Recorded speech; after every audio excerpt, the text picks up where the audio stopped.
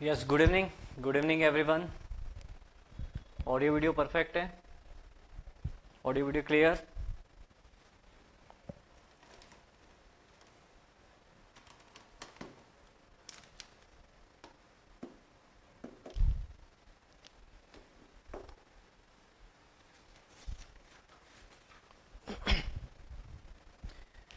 Yes, good evening Kapil, good evening everyone.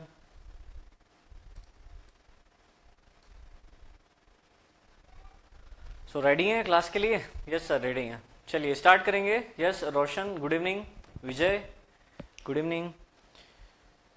सो start करेंगे। कल के लेक्चर में हमने क्या देखा?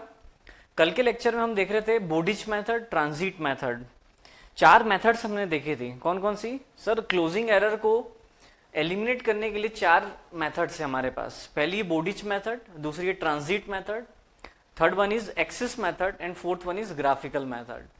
सर ये 4 मेथड का यूज करके हम क्लोजिंग एरर को एलिमिनेट करते हैं, जिसमें इंपॉर्टेंट जो है हमारे लिए वो केवल 2 मेथड है, Bowditch method and transit method.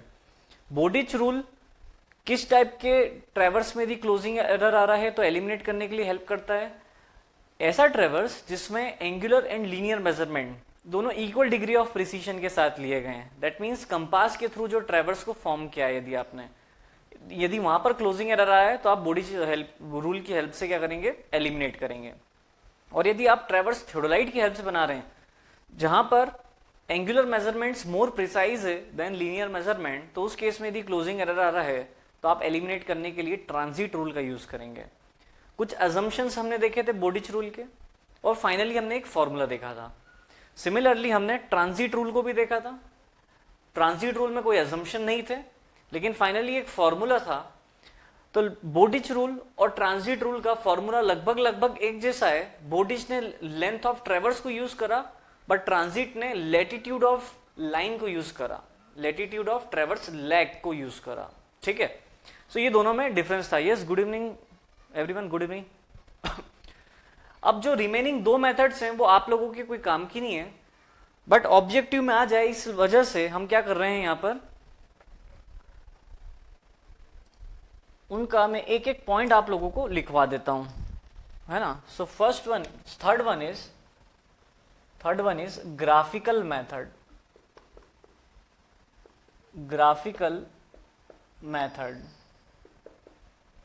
Graphical method जैसे बोडिच रूल था आपका। बोडिच रूल आप कंपास ट्रेवर्स में यदि क्लोजिंग एरर आ रही है तो उस क्लोजिंग एरर को एलिमिनेट करने के लिए बोडिच रूल अप्लाई करते हैं। और बोडिच रूल में आप क्या करते हैं? काफी ज्यादा कैलकुलेशन करते हैं, है ना, बहुत सारी कैलकुलेशन करते हैं। बट उसी बोडिच रूल का ग्राफिकल फॉर्म, मतलब आपको बिना कैलकुलेशन करे यदि क्लोजिंग एरर को एलिमिनेट करना है तो आप ग्राफिकली भी कर सकते हो। बोडिच रूल को आप ग्राफिकली भी अप्लाई कर सकते हो, और वो बोडिच रूल का ग्राफिकल फॉर्म ही आपका ये क्या है? ग्राफिकल मेथड है। ठीक है, बोडिच रूल का ग्राफिकल फॉर्म ही क्या है? आपका ग्राफिकल मेथड है। और इसके बाद एक और मेथड होती है एक्सेस मेथड। ये होती है आपकी एक्सेस मेथड। जैसा कि हमने ट्रांजिट रूल में पढ़ा था कि ट्रांजिट रूल हम कौन से ट्रेवर्स की क्लोजिंग एरर को एलिमिनेट करते हैं? जहां पर एंगुलर मेजरमेंट ज्यादा प्रिसाइज है then linear measurement. Similarly axis method भी उन्हीं ट्रेवर्स में आप यूज करते हैं, उन्हीं ट्रेवर्स में क्लोजिंग एरर को एलिमिनेट करने के लिए यूज करते हैं जहां पर एंगुलर मेजरमेंट तो काफी प्रिसाइजली आपने नोट करे हैं, बट लीनियर मेजरमेंट इतना प्रिसीशन नहीं है। और लीनियर मेजरमेंट इतना प्रिसीशन नहीं है, दैट मीन्स कि आपको लीनियर मेजरमेंट को एडजस्ट करना पड़ेगा, आप एंगुलर मेजरमेंट को एडजस्ट नहीं करेंगे। ये होता है आपका एक्सेस मेथड में। तो ये भी एक डिफरेंट टाइप की मेथड है, इसका भी एक पूरा कैलकुलेशन होता है, बट हमारे लिए काम की नहीं है, एग्जाम में पूछी नहीं जाती। ठीक है, सो मैं इसको हल्का सा डिस्क्राइब कर देता हूं दोनों मेथड को। सो लिखते जाइएगा।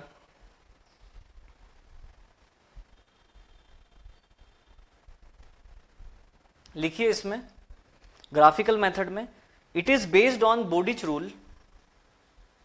It is based on Bodich rule. It is based on Bodich rule. It is based on Bodich rule. Full stop. It is generally used. It is generally used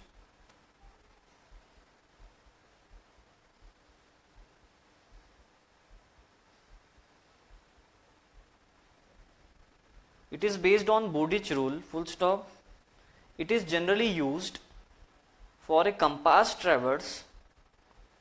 It is generally used for a compass traverse. For a compass traverse. Full stop. Bowditch rule is applied graphically. It is generally used for compass traverse.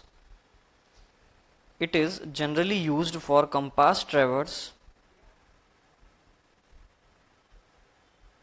Full stop. Bowditch rule is applied graphically. Bowditch rule is applied graphically. Bowditch rule is applied graphically.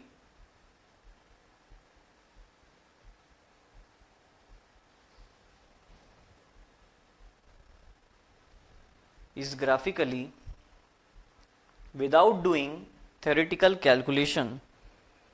Without doing theoretical calculation. Without doing theoretical calculation.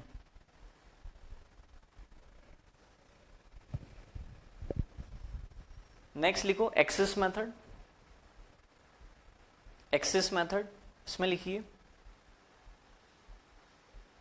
In this method,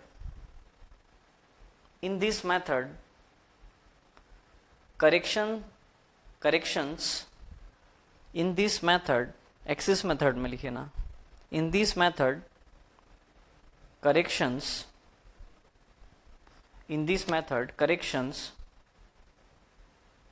are applied only to length. In this method, corrections are applied only to length. Only to length. In this method corrections are applied only to length. Second point लिखो इसमें, इस method में. This method is used. Second point लिखिए, this method is used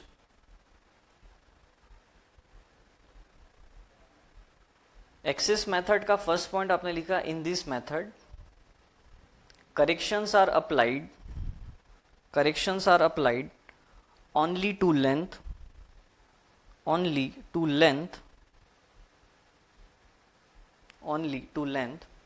second point लिखिए इसमें, this method is used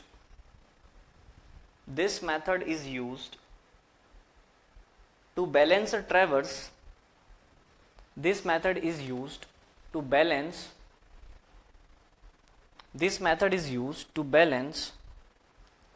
a traverse.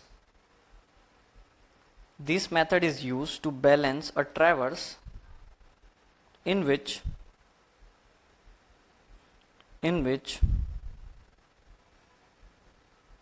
the angles are measured.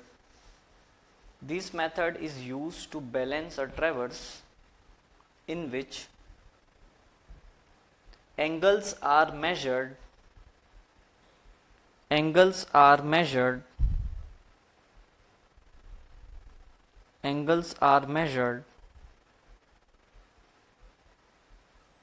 very precisely. In which the angles are measured very precisely, whereas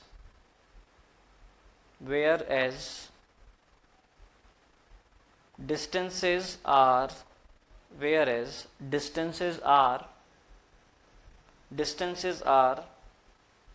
not measured. Whereas distances are not measured so precisely. Repeat कर रहा हूं पूरा statement. Graphical method में आपने लिखा है it is based on Bowditch rule. It is generally use for a compass traverse. Bowditch rule is applied graphically without doing theoretical calculation. Axis method में आपने लिखा है in this method corrections are applied only to length. This method is use to balance a traverse in which the angles are measured very precisely, whereas the distances are not measured so precisely. Distances are not measured so precisely.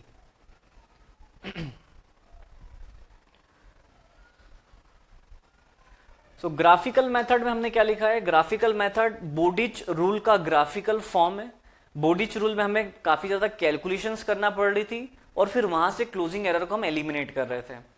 But graphically भी हम क्या कर सकते हैं, closing error को eliminate कर सकते हैं। अब क्या स्टेप्स है उसकी, ये हमें नहीं जानना है, हमें जस्ट ये समझना है कि ग्राफिकल मेथड है क्या।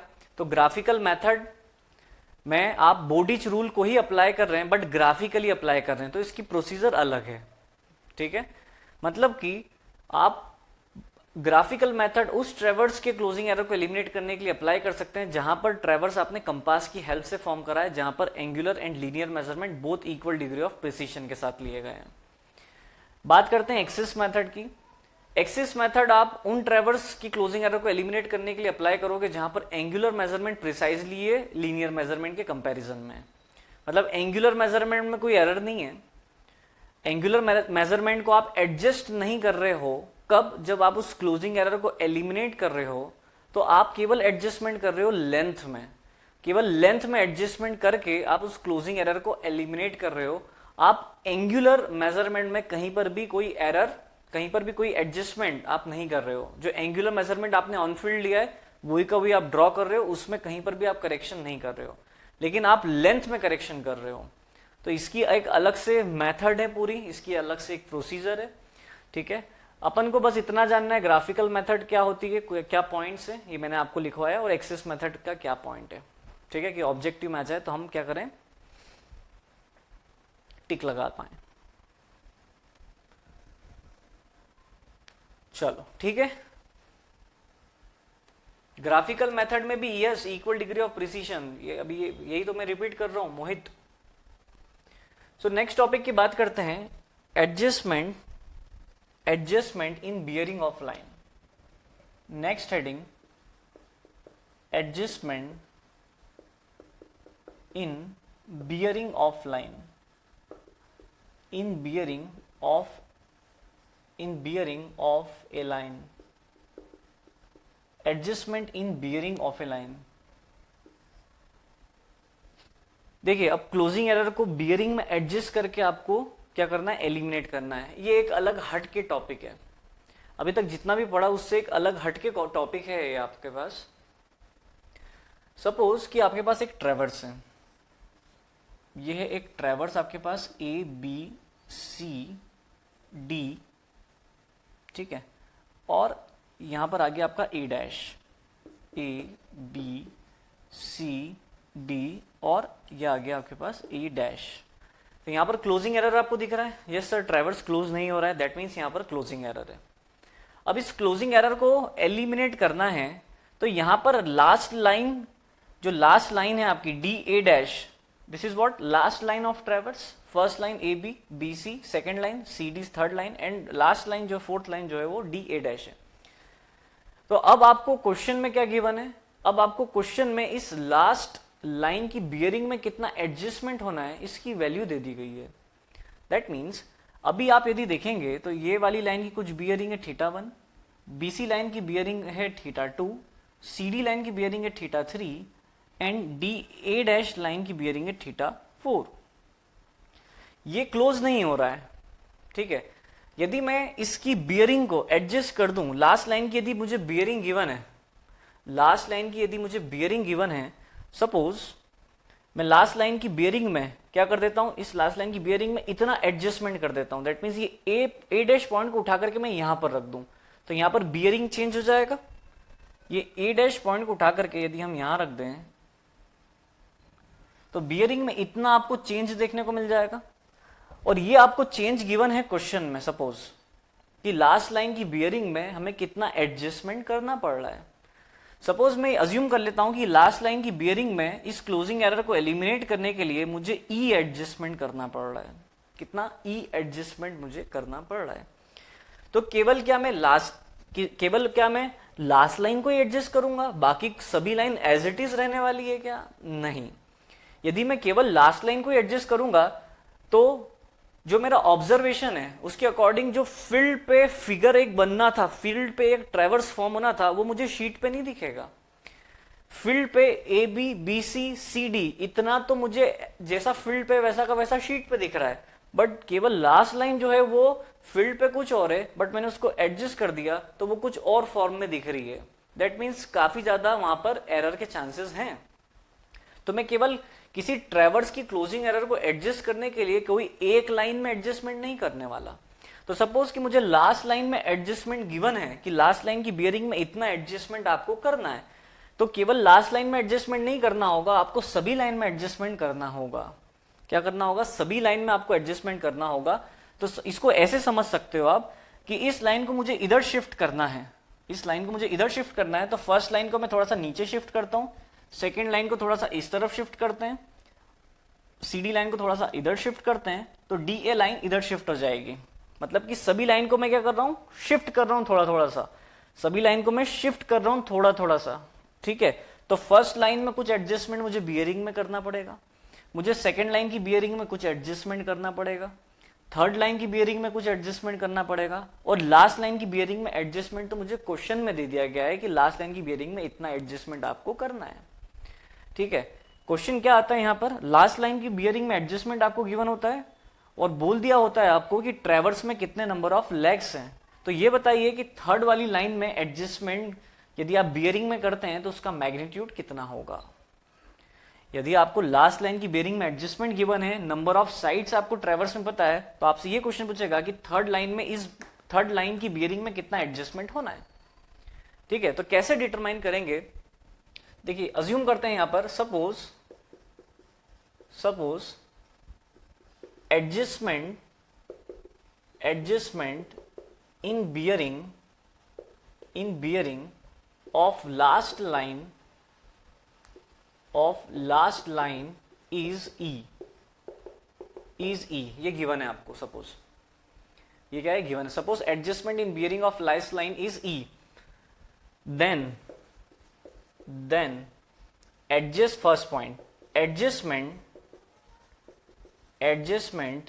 in bearing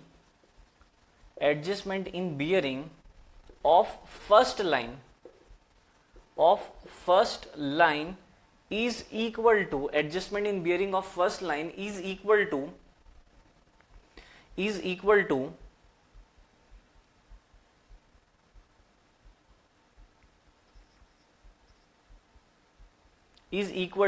1e by n, 1e by n, where n is number of side. Second, adjustment in bearing of second line is equal to 2e by n, Similarly, adjustment in bearing of third line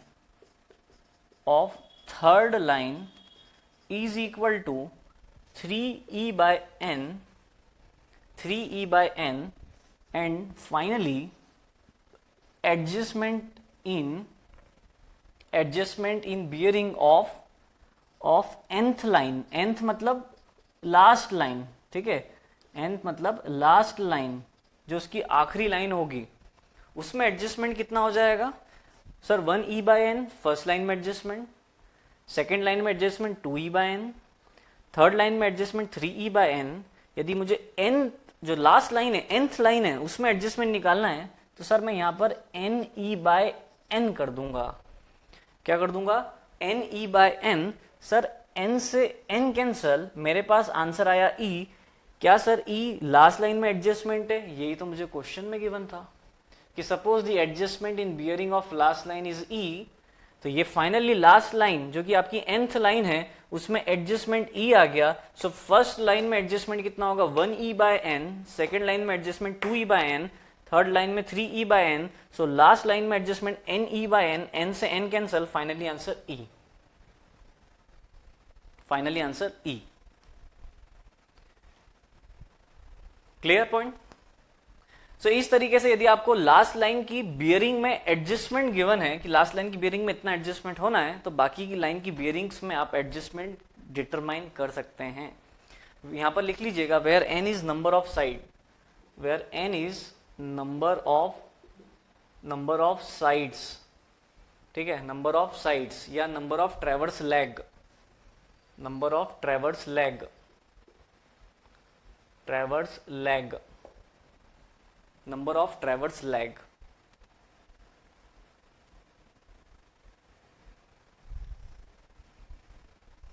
any doubt?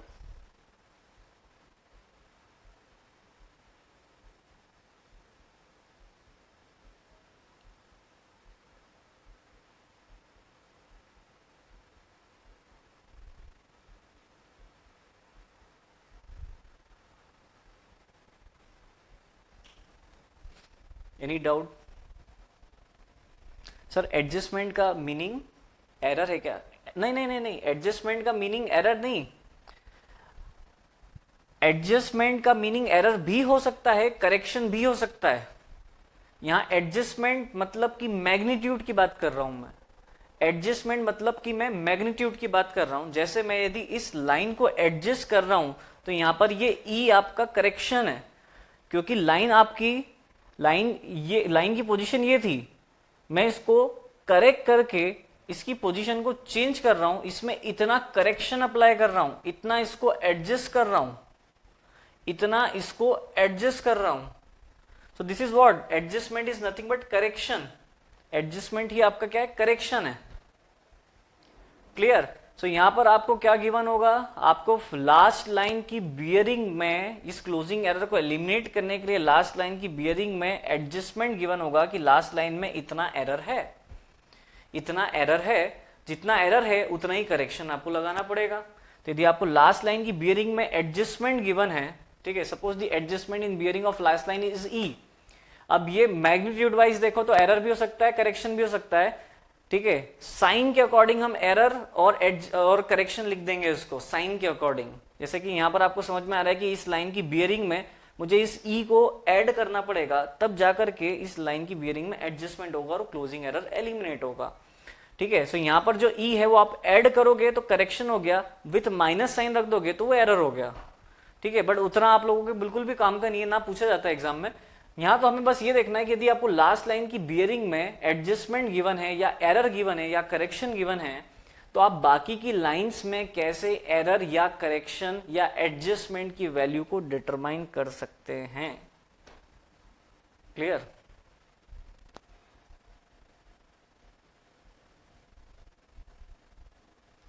Sir ई को ही क्या sir closing error in bearing बोलेंगे? Yes correct. चलो एक question लिखो इस पे।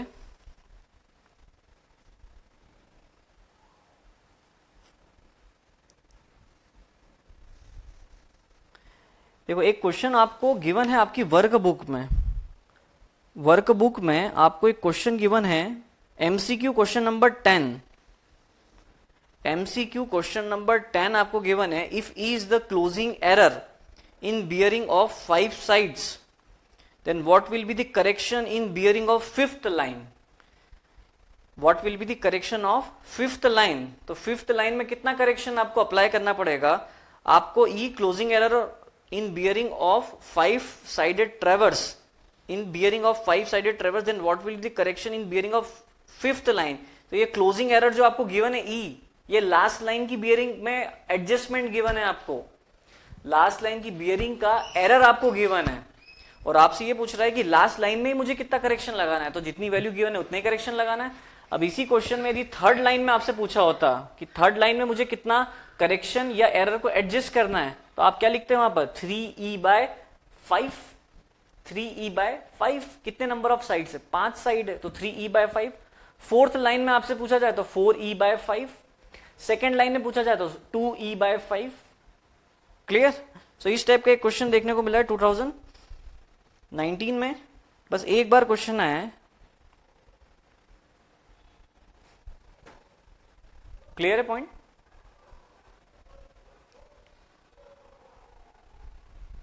चलो आगे बढ़ते हैं। सीमा प्रजापति, आप एक काम करिए, इस पे मुझे व्हाट्सएप करिए 7987663921। इस नंबर पे मुझे एक मैसेज ड्रॉप करो, मैं आपको लिंक प्रोवाइड करता हूँ।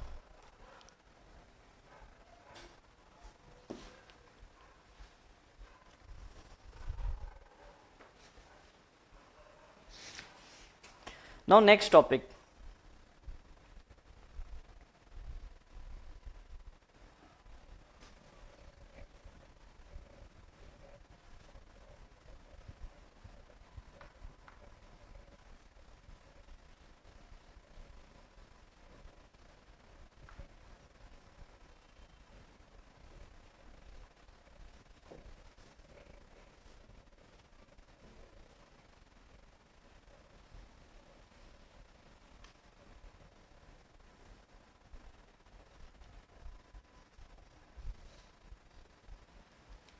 नेक्स्ट टॉपिक है आपका consecutive coordinate and independent coordinate.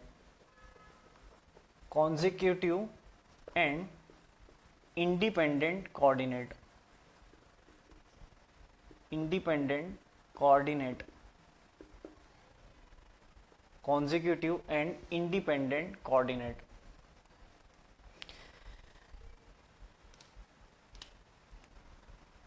देखिए, जब हमने सर्वेइंग को स्टार्ट करा था, जब हम first chapter fundamental of surveying पढ़ रहे थे, तब मैंने आपको एक चीज एक्सप्लेन करी थी कि रिलेटिव पोजीशन का मीनिंग क्या होता है। याद होगा आप सभी को, रिलेटिव पोजीशन मतलब क्या? मतलब मैं किसी एक पॉइंट को किसी ऑलरेडी डिफाइंड किसी दूसरे पॉइंट के रिस्पेक्ट में किसी दूसरे पॉइंट के कोऑर्डिनेट्स में वहां पर क्या कर रहा हूं, डिटरमाइन कर रहा हूं। मैं ओरिजिन के रिस्पेक्ट में डिफाइन नहीं कर रहा हूं। जैसे कि हमने वहां पर एक एग्जांपल लिया था कि मैं ए पॉइंट को with respect to origin define कर रहा हूं, दैट मीन्स ये इसकी एक्चुअल पोजीशन है। लेकिन मैं किसी बी पॉइंट को with respect to A define कर रहा हूं, दैट मीन्स मैं रिलेटिव पोजीशन की बात कर रहा हूं, है ना, रिलेटिव पोजीशन की हम बात कर रहे हैं। सिमिलरली यहां पर कॉन्जिक्यूटिव कोऑर्डिनेट और इंडिपेंडेंट कोऑर्डिनेट की बात करते हैं। सपोज यहां पर आपके पास एक ट्रैवर्स है A B C and D, A B C and D. ये एक आपके पास एंटी क्लॉकवाइज क्या है, ट्रैवर्स है, ठीक है। एंटी क्लॉकवाइज एक ट्रैवर्स है आपके पास। कॉन्जिक्यूटिव कोऑर्डिनेट क्या होता है? यदि मैं बी पॉइंट को डिफाइन कर रहा हूं विथ रिस्पेक्ट टू ए, यदि मैं बी स्टेशन को डिफाइन कर रहा हूं विथ रिस्पेक्ट टू ए, वो उसका हो जाएगा कॉन्जिक्यूटिव कोऑर्डिनेट। क्या हो जाएगा? Consecutive coordinate. जैसे सपोज ए से बी जो लाइन है वो कौन से क्वाड्रेंट में लाई कर रही है? सर सेकंड क्वाड्रेंट में लाई कर रही है। सेकंड क्वाड्रेंट में लाई कर रही है, दैट मीन्स यदि मेरे पास ए पॉइंट का कोऑर्डिनेट है विथ रिस्पेक्ट टू ओरिजिन और मुझे बी पॉइंट के कोऑर्डिनेट को डिटरमाइन करना है विथ रिस्पेक्ट टू ओरिजिन, यदि मेरे पास बी पॉइंट की लोकेशन ए के रिस्पेक्ट में है, लैटिट्यूड और लॉन्ग डिपार्चर दोनों की वैल्यू मेरे पास अवेलेबल है, तो मैं ए के कोऑर्डिनेट की हेल्प से बी के कोऑर्डिनेट को इजीली डिटरमाइन कर सकता हूं। ए के कोऑर्डिनेट की हेल्प से बी के इंडिपेंडेंट कोऑर्डिनेट में इजीली डिटरमाइन कर सकता हूं। तो यदि मैं इस बी पॉइंट को with respect to A define कर रहा हूं, दैट मीन्स मैं इसके कॉन्जिक्यूटिव कोऑर्डिनेट्स की बात कर रहा हूं। लेकिन यदि मैं इस बी पॉइंट को with respect to origin define कर रहा हूं, दैट मीन्स मैं इस पॉइंट के इंडिपेंडेंट कोऑर्डिनेट की बात कर रहा हूं। इंडिपेंडेंट कोऑर्डिनेट जो किसी और डिफाइंड पॉइंट पे डिपेंड नहीं कर रहा, जो डिपेंड कर रहा है ओरिजिन पे। ठीक है, किस पे डिपेंड कर रहा है? ओरिजिन पे डिपेंड कर रहा है। ठीक है, सो बी पॉइंट को विथ रिस्पेक्ट टू यदि ए डिफाइन कर रहा हूं, सपोज इस लाइन का प्रोजेक्शन आपने लिया, इस लाइन का प्रोजेक्शन लिया ए बी लाइन का, A B line second quadrant में लाई कर रही है सर, इसका यदि प्रोजेक्शन लेंगे नॉर्थ साउथ डायरेक्शन में, तो इस लाइन का हमें मिलेगा sir latitude with negative sign, और ईस्ट वेस्ट डायरेक्शन में हमें इसी लाइन का डिपार्चर मिलेगा पॉजिटिव E1। ठीक है, ई या आप इसको D1 लिख लो ना, डिपार्चर होगा ना D1, पॉजिटिव D1। ठीक है, तो यदि हम कॉन्जिक्यूटिव कोऑर्डिनेट ऑफ बी की बात करें, किसकी बात करें? Consecutive coordinate of B, consecutive coordinate of B की यदि हम बात करें, तो ये कितना आ जाएगा? ये आ जाएगा आपके पास -L1 -L, या L1 की बजाय इसको L ही लिख दो, केवल L और D। सो -L, D, ये इसके क्या हो जाएंगे? कॉन्जिक्यूटिव कोऑर्डिनेट हो जाएंगे। क्यों? क्योंकि with respect to A define हमने करे हैं, विद रिस्पेक्ट टू ए, मतलब किसी भी लाइन का जो एंड पॉइंट है, जैसे ए बी लाइन का एंड पॉइंट कौन सा है, बी, यदि इस एंड पॉइंट को मैं इनिशियल पॉइंट के रिस्पेक्ट में डिफाइन कर रहा हूं तो उस पॉइंट का कॉन्जिक्यूटिव कोऑर्डिनेट मिलेगा मुझे। यदि मैं बीसी लाइन के एंड पॉइंट सी पॉइंट को विद रिस्पेक्ट टू बी यदि डिफाइन करता हूं तो मुझे सी का कॉन्जिक्यूटिव कोऑर्डिनेट मिलेगा। यदि मैं सी और डी में सी डी लाइन का एंड पॉइंट डी पॉइंट इसको डिफाइन कर रहा हूं विद रिस्पेक्ट टू सी तो मुझे डी पॉइंट का कॉन्जिक्यूटिव कोऑर्डिनेट मिलेगा, एंड सिमिलरली अदर लाइंस के लिए। ठीक है, तो किसी भी लाइन का एंड पॉइंट यदि आपको डिफाइन करना है और आप उसके इनिशियल पॉइंट के रिस्पेक्ट में डिफाइन कर रहे हैं तो आपको उसका क्या मिलेगा, कॉन्जिक्यूटिव कोऑर्डिनेट। बट यदि आप इसी पॉइंट को with respect to origin define कर रहे हैं तो आपको उसका मिलेगा इंडिपेंडेंट कोऑर्डिनेट। जैसे कि हम इस वाले डायग्राम में यदि देखें, ये है आपके पास ओरिजिन, दिस इज ओरिजिन, यहां से यहां तक के डिस्टेंस को हम यहां पर लिख देते हैं, suppose this distance is x1, ठीक है, और ये वाला जो डिस्टेंस है, suppose this distance is y1, suppose this distance is y1, ठीक है। सो इंडिपेंडेंट कोऑर्डिनेट ऑफ b कितना हो जाएगा, independent coordinate of b is y1,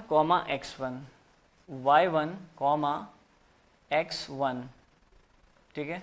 y1 पहले इसलिए लिख रहा हूं मैं क्योंकि हम पहले लैटिट्यूड लिख रहे हैं और उसके बाद डिपार्चर लिख रहे हैं, इस वजह से मैंने यहाँ y1 दैट मीन्स लैटिट्यूड लिख दिया और फिर डिपार्चर वाली, मतलब कि पहले y एक्सिस एंड देन फिर x एक्सिस, पहले north direction and then east direction. So independent coordinate of b क्या हो जाएंगे, y1, x1।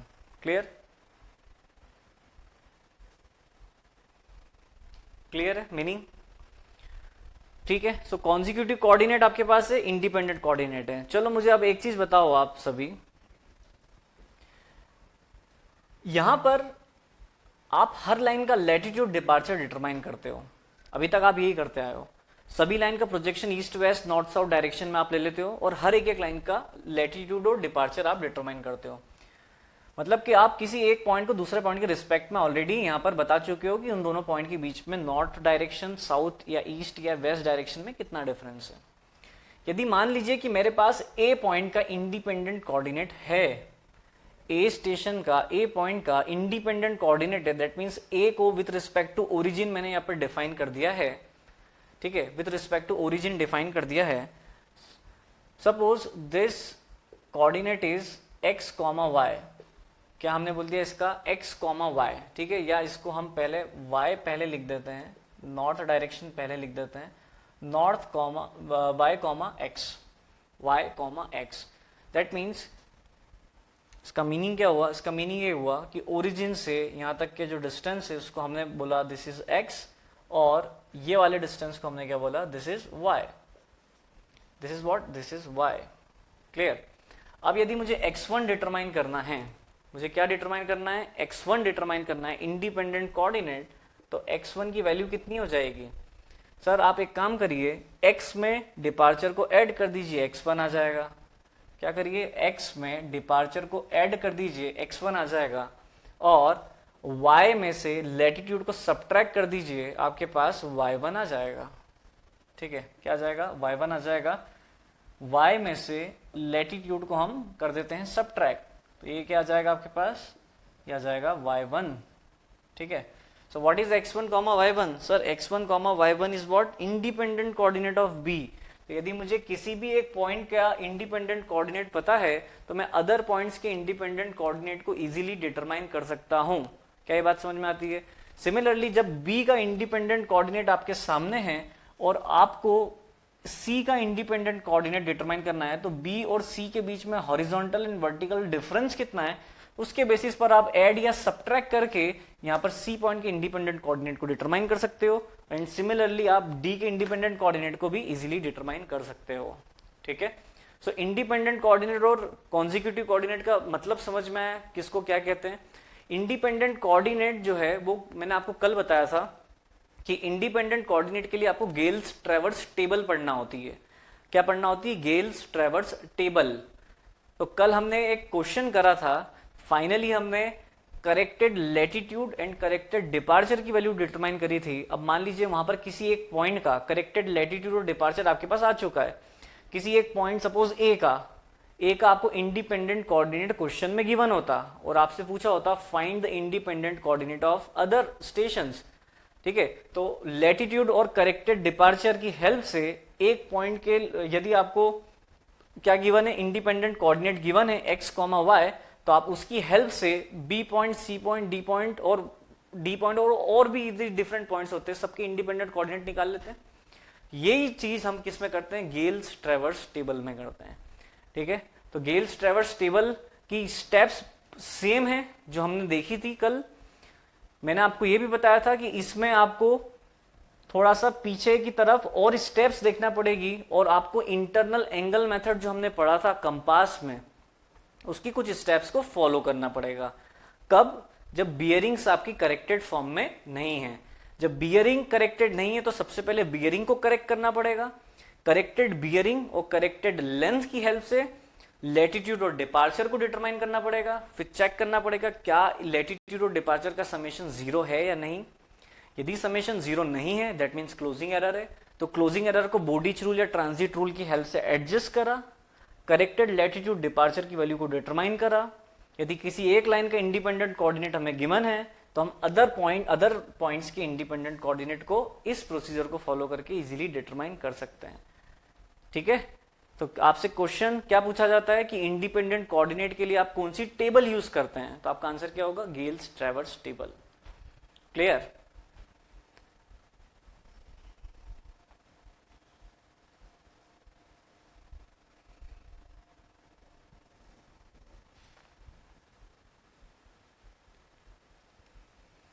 सर सी को विथ रिस्पेक्ट टू ए तब इंडिपेंडेंट या only initial point of line.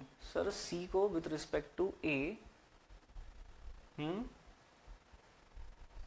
Only initial, C को with respect to ए भी आप कर सकते हो, बट आपके पास सी के पहले बी पॉइंट का इंडिपेंडेंट कोऑर्डिनेट आ चुका है तो आप विथ रिस्पेक्ट टू बी करेंगे।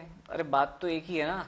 विथ रिस्पेक्ट टू ए यदि मैं करता हूं तो उसमें D, suppose this is D1, तो D1 और इसका डिपार्चर D2, तो वो ऐड करना पड़ेगा। इसकी बजाय मैं बी का जब डिटरमाइन कर चुका हूं तो उसमें D2 को ऐड कर दूंगा। ठीक है, तो मैं क्यों ए के रिस्पेक्ट में, जब ऑलरेडी बी का इंडिपेंडेंट कोऑर्डिनेट मेरे पास आ चुका है तो मैं बी के रिस्पेक्ट में सी को डिफाइन करूंगा ना। मैं ए के रिस्पेक्ट में क्यों करने जाऊंगा वापस डिफाइन करना। चलो आगे बढ़ते हैं, इसमें कुछ पॉइंट्स लिख लो आप लोग।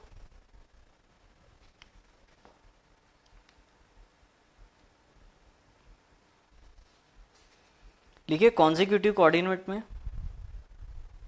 Coordinate of and point of A line, coordinate of and point of A line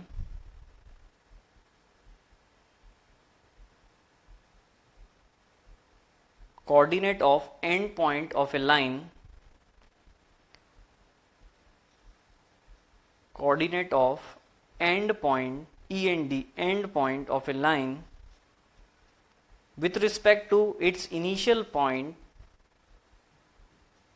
with respect to its initial point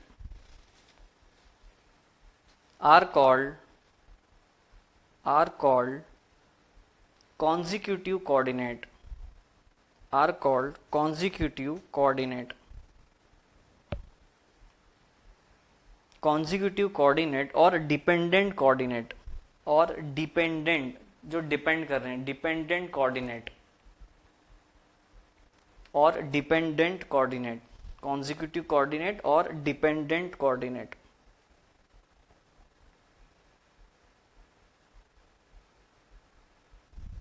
independent coordinate में लिखिए,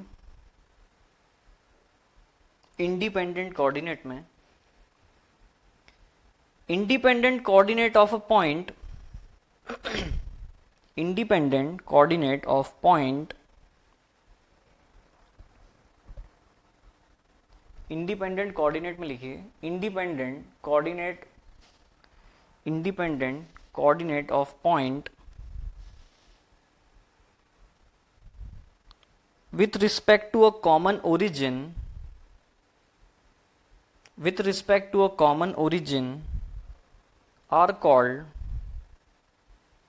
are called independent coordinate, are called independent coordinate,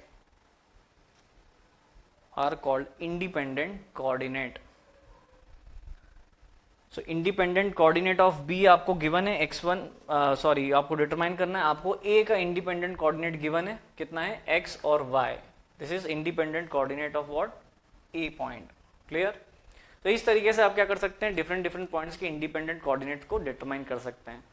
अब मैं आपको एक Gales traverse table में आपको explain कर चुका हूं, इसकी स्टेप्स मैं आपको लिखवा दूंगा. ठीक है, तो आप एक काम करिएगा, एक पेज छोड़ दीजिए, मैं आपको उस स्टेप्स का एक पिक सेंड कर दूंगा ग्रुप पे, तो आप एज इट इज कॉपी कर लीजिएगा उसको. ठीक है, क्या होती है स्टेप्स, ये मैंने एक्सप्लेन ऑलरेडी आप लोगों को कर दी है, जो हमने कल ट्रांजिट रूल देखा था. सिमिलरली गेल्स ट्रेवर्स टेबल को की कुछ स्टेप्स है, वो आप एज इट इज लिख लीजिएगा. ठीक है, सो एक पेज छोड़ दीजिएगा उसके लिए. तो चलिए ये चैप्टर यहां पर कंप्लीट होता है. आते हैं वर्कबुक पे. बताइए कौन कौन से क्वेश्चन में कहां पर आपको डाउट है.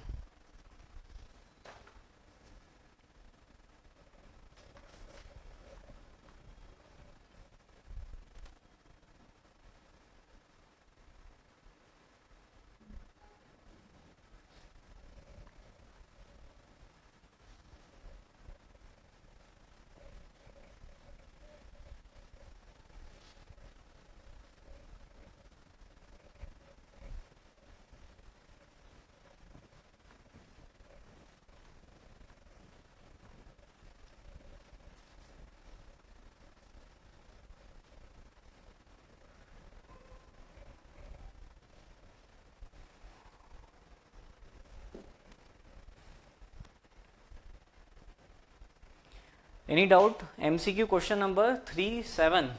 Okay. MCQ question number 37.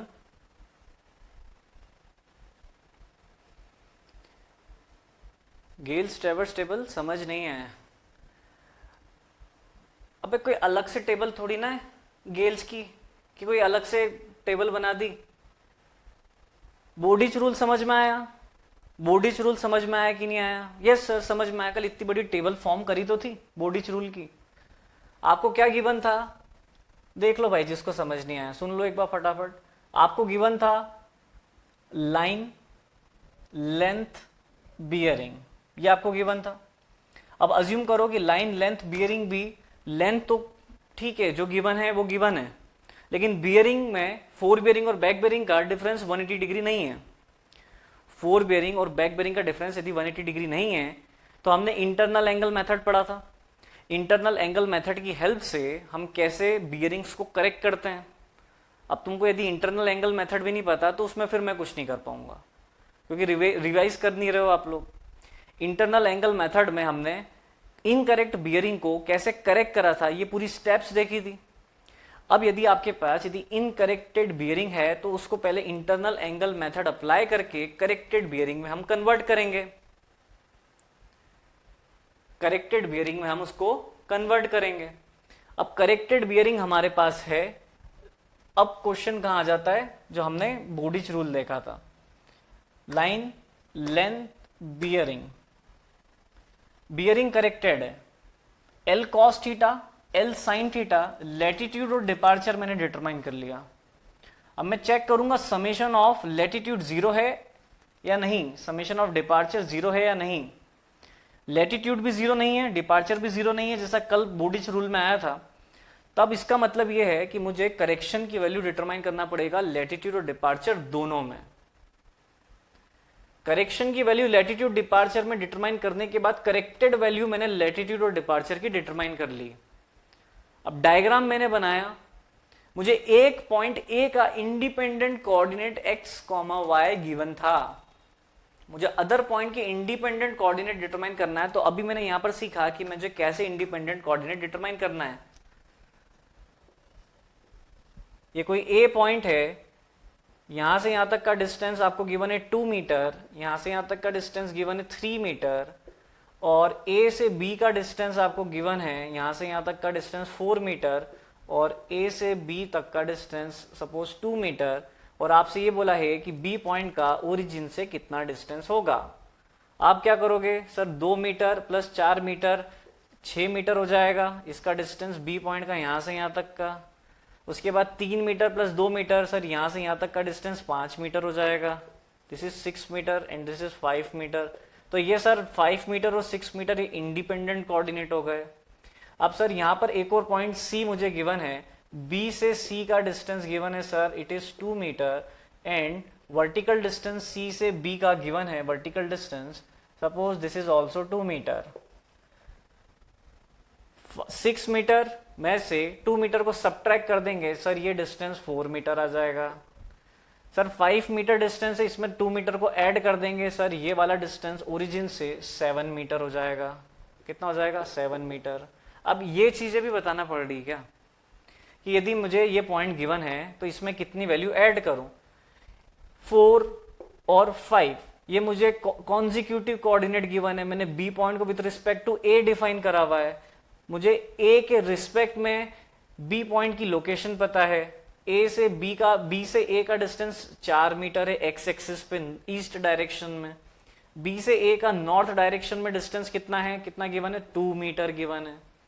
यदि ए का ओरिजिन से डिस्टेंस पता है तो बी का ओरिजिन से डिस्टेंस नहीं डिटरमाइन कर सकता क्या है?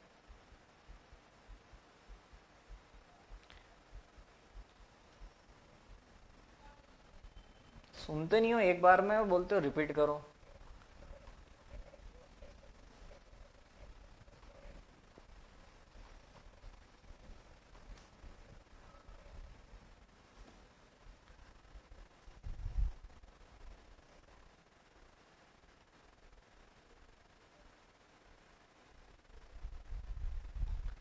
भावेश आप, मैंने यहाँ पर नंबर लिखा था, उस नंबर पे मुझे व्हाट्सएप कर दो, मैं भेजता हूँ आपको।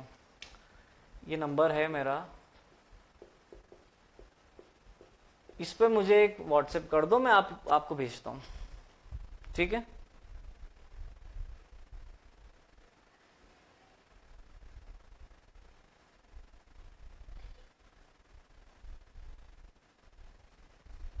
गेल्स ट्रेवर्स मेथड लिखा दीजिए सर। प्रशांत भाई, अभी मैंने आपको ये बोला कि आप एक पेज छोड़ दीजिए, मैं आपको उसकी स्टेप का फोटो भेज दूंगा, आप उसको लिख लीजिएगा। स्टेप मैंने एक्सप्लेन कर दिया, आप उसको लिख लीजिएगा। आपकी एग्जाम में यदि उसको पूछा जाता तो मैं यहाँ पूरी टेबल आपको एक्सप्लेन करता, लेकिन आपकी एग्जाम में पूछा नहीं जाता है, तो अननेसेसरी मैं वो चीज क्यों पढ़ाऊँ आप लोगों को जो आपके काम की नहीं है, जो आपकी एग्जाम में पूछी नहीं जाती है। क्या ऑलरेडी हमारा कंटेंट कम है क्या इतने सारे सब्जेक्ट नहीं पढ़ना है हमें क्या पढ़ना है क्या नहीं पढ़ना है, यही जानने के लिए तो हमने कोचिंग ज्वाइन करी है। समझ रहे हो? अननेसेसरी में चीजें पढ़ाऊंगा, आपका टाइम वेस्ट होगा कि नहीं होगा? कंटेंट बढ़ जाएगा, कंटेंट बढ़ेगा, रिवीजन करने में टाइम लगेगा, उतना टाइम होता कहाँ है हमारे पास।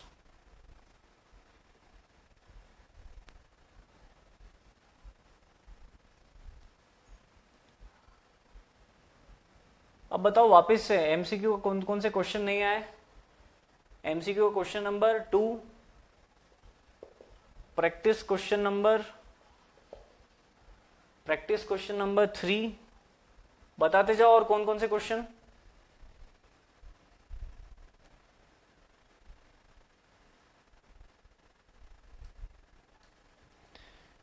MCQ question number 7, MCQ question number 3, ठीक है। Practice question number 2, MCQ question number 3 लिख दिया है भाई, जो मैंने लिख दिया है उसको आप वापस मत लिखिए ना, ये मैंने लिख दिया है। Assignment question number 6, assignment question number 6,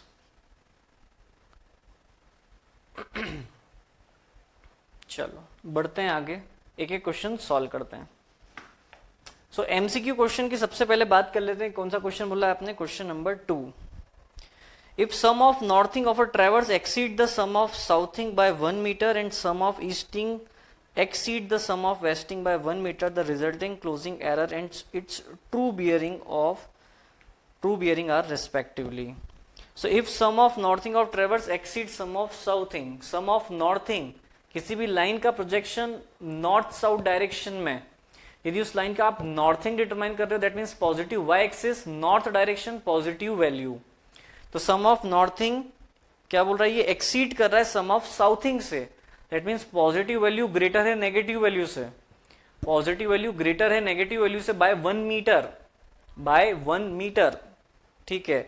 तो पॉजिटिव वैल्यू ग्रेटर है, इसका मीनिंग क्या है, इसका मीनिंग ये है कि या तो आपकी जो लाइन है वो फर्स्ट क्वाड्रेंट में लाया करेगी या फोर्थ क्वाड्रेंट में लाया करेगी, क्योंकि फर्स्ट एंड फोर्थ में ही लैटिट्यूड की वैल्यू पॉजिटिव होती है, तो सेकंड क्वाड्रेंट में लाया करना नहीं है, थर्ड क्वाड्रेंट में लाया करना नहीं है, ठीक है। आगे, and sum of easting exceed the sum of westing, तो ईस्टिंग पॉजिटिव होता है, वेस्टिंग नेगेटिव होता है, तो ईस्टिंग एक्सीड कर रहा है, दैट मींस डिपार्चर भी पॉजिटिव है, तो लैटिट्यूड भी पॉजिटिव, डिपार्चर भी positive, that means first quadrant में आपकी लाइन लाई कर जाएगी, फर्स्ट क्वाड्रेंट में, ठीक है। तो फर्स्ट क्वाड्रेंट में लाइन लाई करेगी, तो यहां पर हम सबसे पहले ऑप्शंस देख लेते हैं। First option north 45 east, north 45 east, अच्छा सभी नॉर्थ 45 ईस्ट है, मतलब सभी फर्स्ट क्वाड्रेंट में ऑलरेडी दे दिए गए हैं, तो केवल इतना पोर्शन पढ़ के, इतना कंसेप्ट को रिकॉल करके हम यहाँ पर ऑप्शन नहीं लगा पा रहे हैं। लेकिन यहाँ पर आपको डायरेक्टली मान लीजिए कि ऑप्शन में केवल एक ही लाइन की बियरिंग ऐसी गिवन है जो फर्स्ट क्वाड्रेंट में है, तो डायरेक्टली बिना किसी कैलकुलेशन करे उसको टिक लगा देंगे आप लोग, टाइम सेव होगा, ठीक है। बट एक्चुअल कैसे कैलकुलेशन करना है ये हम देख रहे हैं। तो चलो स्टार्ट करते हैं। If sum of northing of a traverse exceeds sum of southing, first quadrant में आएगी, ठीक है। ये कंडीशन है आपके पास, ये कंडीशन है आपके पास, और नॉर्थिंग आपको गिवन है कितना, 1 मीटर, 1 मीटर, एंड आपको ईस्टिंग गिवन है 1 मीटर, ईस्टिंग गिवन है 1 metre,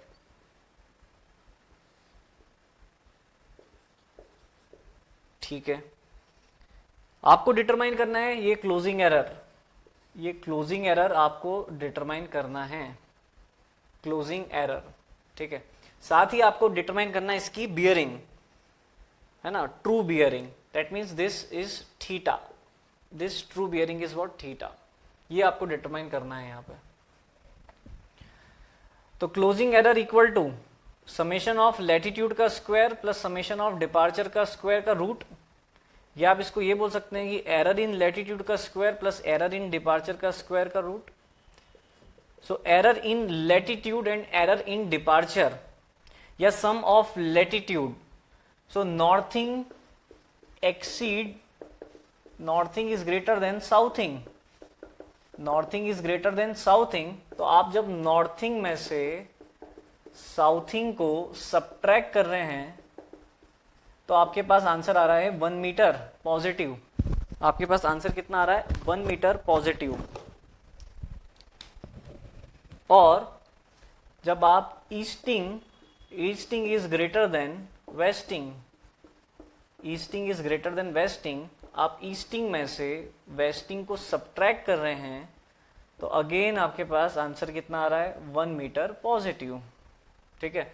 so northing latitude, southing latitude, answer positive, latitude positive, quadrant 1, easting departure positive, westing departure negative, finally answer positive, that means departure positive, quadrant 1, ठीक है, quadrant 1। सो यहां पर आ जाएगा कितना difference है, ये डिफरेंस यदि 0 आता कि sum of northing equal to sum of southing, तो लैटिट्यूड में कोई एरर नहीं होता, बट यहाँ पर डिफरेंस आ रहा है इनके बीच में, that means this is what, this is error in latitude, और summation of latitude is 1, summation of latitude is 1 plus error in departure और summation of departure is 1, so what is E, it is √2, it is √2। So फिर तो केवल एक option आपके पास दिख रहा है यहाँ पर, और वो है option A, option A. Option C and D SSC ने सेम दी है, हाँ यहाँ पे टाइपिंग मिस्टेक हो गई होगी, ऑप्शन सी एंड डी में टाइपिंग मिस्टेक हो गई होगी कहीं पे। So √2 metre and tan theta यहाँ पर आप लगा दीजिए, tan theta equal to summation of departure by summation of latitude. So theta equal to tan inverse summation of departure 1 and so ये आ जाएगा 45. ठीक है, कौन से क्वाड्रेंट में? फर्स्ट क्वाड्रेंट में. दैट मीन्स रिड्यूस बियरिंग आपसे पूछा है. क्या पूछा है आपसे? Reduce bearing. सो कितना आ जाएगा? This is 45 degree. So north 45 towards east. North 45 towards east. Any doubt?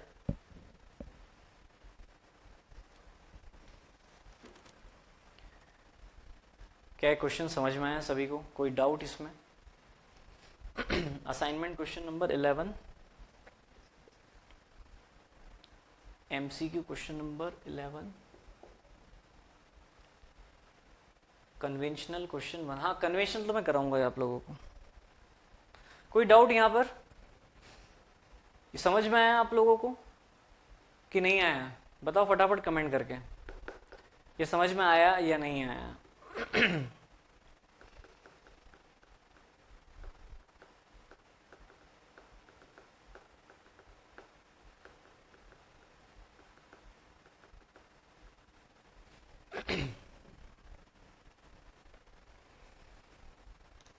Clear है? चलो बढ़िया, आगे बढ़ते हैं. क्वेश्चन नंबर 2 हो गया आपका. अब बढ़ते हैं क्वेश्चन नंबर 3 की तरफ. क्वेश्चन नंबर 3 आपसे बोला है कि if in a close traverse the sum of north latitude is more than sum of south latitude and also sum of west departure is more than sum of east departure, the bearing of closing line lies in the quadrant. चलो आप लोग answer करो, आप लोग answer करो इसका. अभी explain ही कर दिया मैंने, यही पॉइंट आपका एक्सप्लेन करा है मैंने. Sum of northing is greater than sum of southing. यदि नॉर्थिंग ग्रेटर है सम ऑफ साउथिंग से, या तो फर्स्ट क्वाड्रेंट या फोर्थ क्वाड्रेंट, या तो फर्स्ट क्वाड्रेंट या फोर्थ क्वाड्रेंट. ठीक है,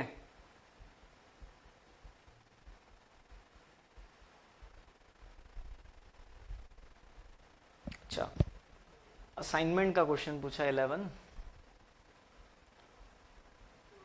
ओके,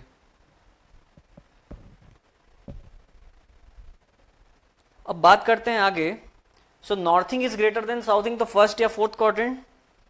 अब फर्स्ट होगा या फोर्थ होगा, डिपेंड करेगा ईस्टिंग एंड वेस्टिंग पे. So west departure is more than east departure, that means negative value. ठीक है, और negative value that means fourth quadrant. कौन सा quadrant? Fourth quadrant. Clear? Fourth quadrant, north west quadrant. कौन सा quadrant? North west quadrant. So option आपका हो गया नॉर्थ वेस्ट. सी ऑप्शन आपका करेक्ट हो गया यहाँ पे, सी ऑप्शन. क्वेश्चन नंबर 7 की बात कर लेते हैं. Question number 7, what is the number of fore bearing and back bearing for an open traverse of N number of station. Yes, यहां पर आपसे क्या पूछा गया है? आपसे पूछा गया what is the number of fore bearing and back bearing of open traverse having N number of station. तो एक ओपन ट्रैवर्स यहां पर फॉर्म कर देता हूं मैं, A B C and D. Suppose ये एक ओपन ट्रैवर्स मैंने फॉर्म कर दिया है. कितने स्टेशन हैं यहाँ पर? सर 4 स्टेशन हैं. कितने स्टेशन है? 4 स्टेशन है. कितने नंबर ऑफ लाइन्स हैं यहाँ पर? सर नंबर ऑफ लाइन्स जो है वो 3 है. नंबर ऑफ लाइन्स 3 है, A B, B C and C D. A B line की बियरिंग कितनी है आपके पास? Sir θ1 is the fore bearing of line A B. Sir θ2 is fore bearing of line B C. θ3 is fore bearing of line C D. At the same time sir हम क्या कर सकते हैं? डी पर रख करके बैक बेरिंग भी determine कर सकते हैं. Suppose this is θ4 dash, this is θ3 dash and this is θ2 dash. तो यहां पर आपसे क्वेश्चन में जो पूछा गया है वो ये पूछा गया है कि what is the number of fore and back bearing of open traverse. तो फोर बेरिंग यहां पर कौन कौन सी? θ1, θ2, θ3. So number of fore bearing, number of four bearing is what? 3. and number of back bearing θ2 dash, θ3 dash and θ4 dash. so number of back bearing is what? it is also 3. ठीक है, क्या हम इसको number of side, number of station यदि हमारे पास 4 है तो इसको हम n-1 लिख सकते हैं. This is n-1 n-1. सो यहाँ पर आपसे number of fore and back bearing पूछा था. सो आंसर कितना हो जाएगा आपके पास? A option, n-1 n-1. Clear? चलिए ये क्वेश्चन भी हो गया आपका. क्वेश्चन नंबर 7 एमसीक्यू का काम खत्म है यहाँ पर.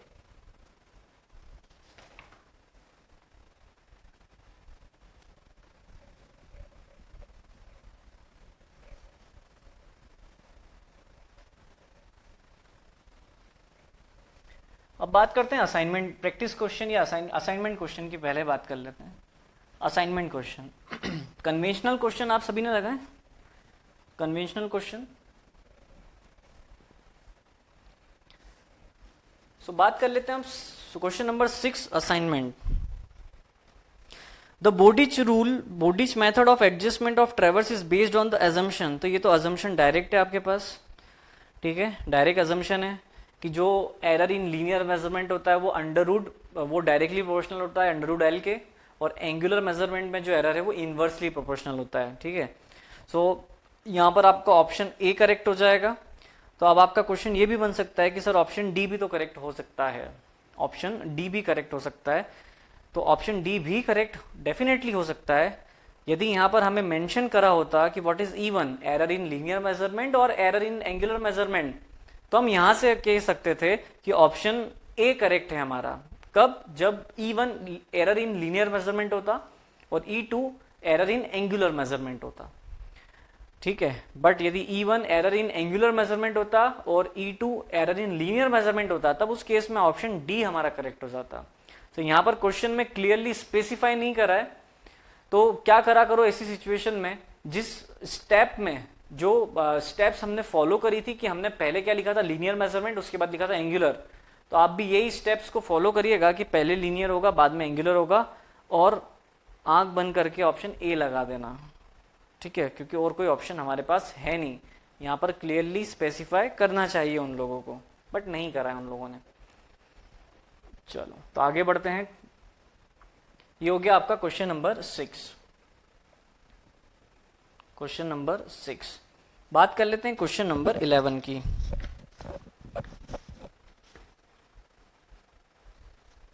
Which of the following is not a method of balancing consecutive coordinate of a theodolite traverse? तो axis method, Bowditch method, transit rule, Simpson rule.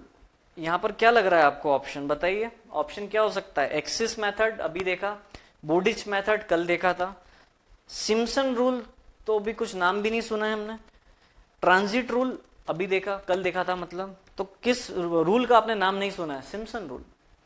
Simpson rule आप पढ़ेंगे एरिया एंड वॉल्यूम में, कैसे सिम्पसन रूल की help से आप area determine करते हैं. ठीक है, तो सिम्पसन रूल से आप किसी थियोडोलाइट को एडजस्ट नहीं करते हैं, किसी थियोडोलाइट के क्लोजिंग एरर को एडजस्ट आप नहीं करते हैं. सो यहाँ पर आपका ऑप्शन कौन सा हो जाएगा? C option, Simpson rule. Clear? Simpson rule.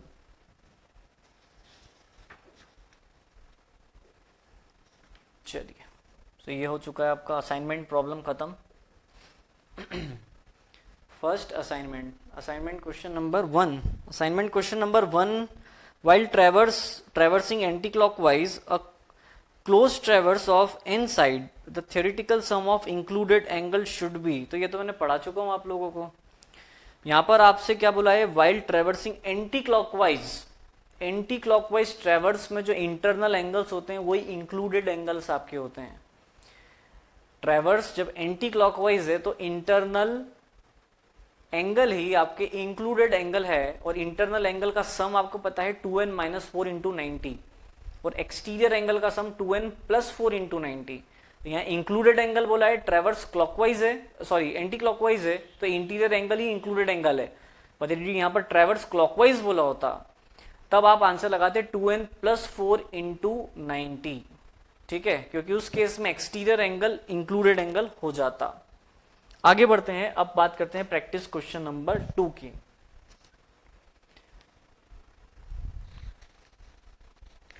Practice question number 2.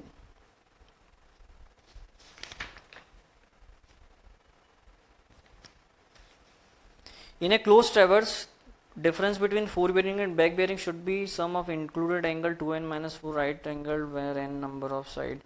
चलो ये तो कर लेना आप ही, अभी एक्सप्लेन करा मैंने.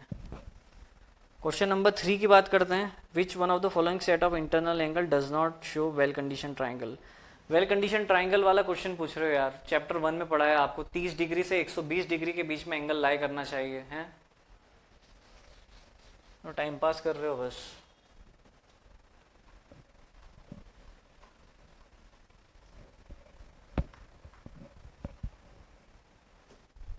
चलो कन्वेंशनल क्वेश्चन बताओ फटाफट से कमेंट करके. कन्वेंशनल क्वेश्चन कितने स्टूडेंट से बन चुके हैं? Question number 1 conventional practice, conventional previous question 1 2. यदि सभी से बन गए हैं तो मैं यहाँ सॉल्व नहीं कराऊंगा फिर, और यदि किसी से नहीं बने हैं, डाउट है, तो कमेंट करिए, सॉल्व करते हैं.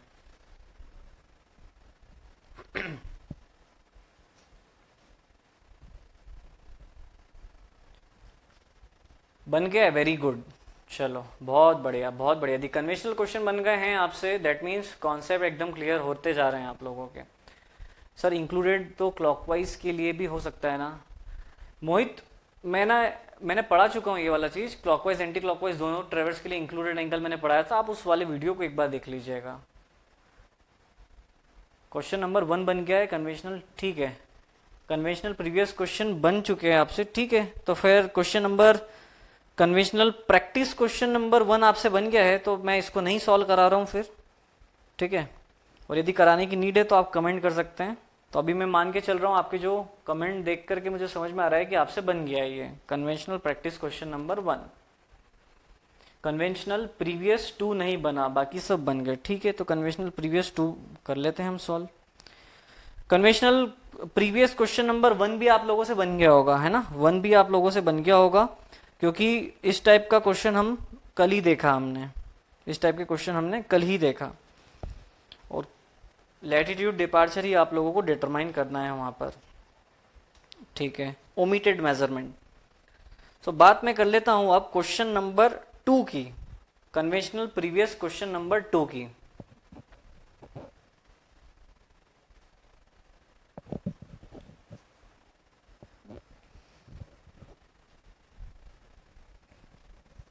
Conventional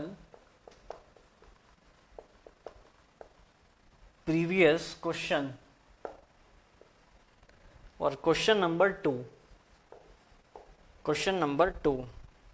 for a highway project a straight tunnel is to be run between 2 point P and Q whose coordinates are given below, ठीक है. It is desired to sink a shaft at S, the midpoint of PQ. S is to be fixed from R. The 3 known point, calculate coordinate of S. चलो diagram पहले बनाते हैं, फिर question वापस पढ़ेंगे. उटपटांग question है. So for a highway project straight tunnel, ठीक है. पॉइंट्स आपको गिवन है. P पॉइंट ओरिजिन है, this is point P origin 0 0. उसके बाद आपको Q पॉइंट का कोऑर्डिनेट गिवन है north 4020 and east 800. That means ये पॉइंट यहां कहीं आएगा. This point is Q point. This point is Q point. North direction में आपको इसका डिस्टेंस दे दिया गया है 4020 मीटर एंड ईस्ट डायरेक्शन में इसका आपको डिस्टेंस कितना गिवन है, ऊपर ही लिख देता हूं मैं इसको. ये डिस्टेंस आपको गिवन है 800 मीटर, ठीक है. सो Q पॉइंट के कोऑर्डिनेट्स हमने यहां पर लिख लिए. अब देखते हैं R पॉइंट. R पॉइंट का नॉर्थ कोऑर्डिनेट है 2110, दैट मीन्स नीचे की तरफ बनेगा ये, और ईस्ट इससे ज्यादा है, दैट मीन्स यहां कहीं ये बनने वाला है, ठीक है. यहां पर मैं बना देता हूं, this is point R. This is point R, और इसके डिस्टेंस को रिप्रेजेंट कर देते हैं यहां पर. ये डिस्टेंस आपको गिवन है 2110 metre and 1900 and 1900 metre. O 2110 north है, 2110 मीटर नॉर्थ है, और ईस्ट 1900 है. ईस्ट 1900 मीटर है. यहाँ भी तो करेक्ट लिखा है ना हमने, 4020 नॉर्थ, ठीक है, एंड 800 ईस्ट, ठीक है. सो P से Q को ज्वाइन करते हैं, P से ज्वाइन करा Q को, Q से ज्वाइन करा R को, Q से ज्वाइन करा R को। ठीक है, अब वापस आते हैं क्वेश्चन, फिर से पढ़ते हैं। For a highway project a straight tunnel is to be run between 2 points P and Q, ठीक है, whose coordinates are given. It is desired to sink a shaft at S, the midpoint of PQ. Okay, so PQ का midpoint आपको यहाँ पर given है, this midpoint is S, this midpoint is S, ठीक है, S is to be fixed from R, S को R के respect में फिक्स करना है, ठीक है। Calculate coordinate of S, so S का कोऑर्डिनेट आपको डिटरमाइन करना है, Q का कोऑर्डिनेट आपको गिवन है, R का कोऑर्डिनेट आपको गिवन है, S के कोऑर्डिनेट को डिटरमाइन करना है। कंडीशन क्या गिवन है? कंडीशन ये गिवन है कि जो S पॉइंट है वो PQ का मिड पॉइंट है, तो PQ के जो कोऑर्डिनेट में डिफरेंस का हाफ कर दो तो S पॉइंट का कोऑर्डिनेट आ जाएगा। क्या मतलब सर? 4020 का हाफ कर दो तो क्या आ जाएगा आपके पास? ये वाला डिस्टेंस आ जाएगा 2010 मीटर, ठीक है। और ये वाला डिस्टेंस डिटरमाइन करने के लिए 800 का हाफ कर देते हैं, तो ये कितना हो जाएगा? 400 metre. This is what? 400 metre, 400 metre. ये कोऑर्डिनेट आ गए। एस जो है वो मिड पॉइंट है ना, और क्या डिटरमाइन करना है? Length R S and bearing R S. Okay, R S की लेंथ एंड आर एस की बियरिंग। सो यहां पर कोऑर्डिनेट एस के आ चुके हैं हमारे पास। नॉर्थ कोऑर्डिनेट 2010 और ईस्ट कोऑर्डिनेट इज 400। और यदि ये डायरेक्ट समझ नहीं आ रहा है आपको, यदि आपको ये डायरेक्ट समझ नहीं आ रहा है तो आप एक काम और कर सकते हैं, यहाँ पे एक लॉन्ग प्रोसीजर को फॉलो कर सकते हैं। कैसे सर? इस PQ लाइन का लेंथ डिटरमाइन कर लो। इस PQ लाइन का लेंथ कैसे डिटरमाइन करोगे? ये आपको एक ट्राइंगल दिख रहा है, इस ट्राइंगल में बेस गिवन है आपको 4020 मीटर, परपेंडिकुलर आपको गिवन है 800, तो बेस का स्क्वायर प्लस परपेंडिकुलर का स्क्वायर का रूट आपको PQ लाइन का क्या मिल जाएगा? डिस्टेंस मिल जाएगा, PQ लाइन की लेंथ मिल जाएगी, PQ लाइन की लेंथ मिल जाएगी। इस PQ लाइन की लेंथ का हाफ करके आप PS लाइन की लेंथ को डिटरमाइन कर सकते हैं, क्योंकि S पॉइंट PQ का मिड पॉइंट है। तो PQ लाइन की लेंथ को हाफ करके PS का डिस्टेंस आप डिटरमाइन कर सकते हैं। उसके बाद ये एंगल आप थीटा डिटरमाइन कर लीजिए। सर ये एंगल थीटा कैसे डिटरमाइन करेंगे? ये ट्राइंगल में परपेंडिकुलर है 800, बेस आपको गिवन है 4020, so perpendicular upon base tan theta लगा करके ये थीटा आ जाएगा आपके पास। tan थीटा अप्लाई करके tan इनवर्स 800/4020 थीटा आ गया। PS लाइन की लेंथ अवेलेबल है, PS लाइन की लेंथ PQ लाइन की हाफ है। बियरिंग हमें पता है।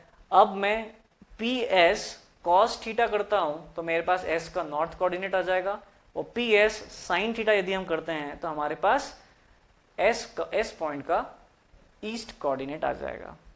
तो इतना लॉन्ग प्रोसीजर करोगे, आंसर यही आएगा 2010 एंड 400। तो सिंपल सा इसका हाफ कर दिया हमने। क्यों हाफ कर दिया? क्योंकि PQ जो लेंथ है उस लेंथ का हाफ करने पर PS का लेंथ हमें मिल रहा है, क्योंकि S is what? S is mid point of line PQ। सो 4020 का हाफ कर दिया 2010 और 800 का हाफ कर दिया 400। तो ये डायरेक्टली मैंने कर दिया। आप इनडायरेक्टली करना चाह रहे हो, आप लॉन्ग प्रोसीजर को फॉलो करना चाह रहे हो तो आप कर सकते हो। यहाँ पे यदि आप मुझसे बोलोगे सर लॉन्ग प्रोसीजर से एक बार सॉल्व करा दीजिए, मैं भी करा देता हूँ, बट यदि आप समझ गए हैं तो फिर हम यहाँ नहीं देख रहे। ठीक है, आपकी जो चॉइस है कमेंट करके बता देना कि ये इसको लॉन्ग प्रोसीजर से आपको सॉल्व करना है या आप डायरेक्टली समझ गए कि इसका हाफ होगा। ठीक है, आगे बढ़ते हैं। RS लाइन की लेंथ आपको डिटरमाइन करना है। RS लाइन की लेंथ, RS लाइन की लेंथ आप लोगों को डिटरमाइन करना है। समझ गए ना? ठीक है,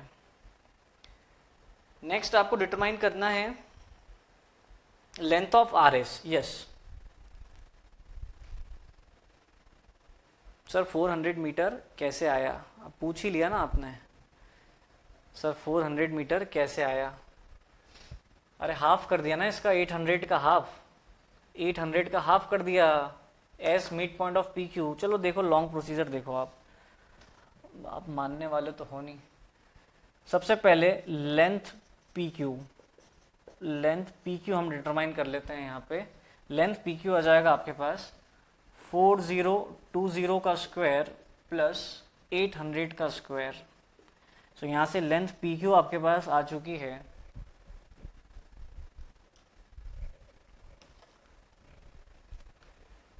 4020 का स्क्वायर प्लस 800 का स्क्वायर का root. So it is 4098.83 metre. ये आ गया पी क्यू लाइन का लेंथ। अब आप डिटरमाइन कर लीजिए पी एस का length. Length of P S is 4098.83 divided by 2। Half है, क्या गिवन है? हाफ। ठीक है, सो इसका हाफ करा तो ये आ गया आपके पास 2049.41 मीटर। ठीक है, 2049.41 मीटर। अब इसमें से भी कमेंट करके बता रहे हैं कि सर 2049.41 आ रहा है कोऑर्डिनेट, लेकिन आपने तो यहाँ 2010 लिखा हुआ है। सर आ रहा है 2049, आपने लिखा है 2010। अरे 2049 इसका लेंथ आ रहा है इंक्लाइंड, मैंने वर्टिकल लिखा है। ठीक है, यहाँ पर tan थीटा लगा रहा हूं मैं। tan theta is what? tan theta is 800 divided by 4020। tan theta is what? 800 divided by 4020। tan theta लगा रहा हूं मैं यहाँ पे। So what is theta? It is tan inverse answer. So यहाँ से थीटा की वैल्यू आ जाएगी 800 divided by 4020 tan inverse answer. So 11.26 degree, 11.26 degree ये आ चुका है आपके पास थीटा, ये थीटा। अब आपके पास कंडीशन क्या है? कंडीशन आपके पास ये बन रही है कि एक लाइन है आपके पास पी एस, एक लाइन है पी एस जिसकी बियरिंग है आपके पास 11.26 डिग्री, और इसी लाइन की लेंथ है आपके पास कितनी? इस लाइन की लेंथ है 2049.41। सो इस लाइन के ले लेते हैं हम projection.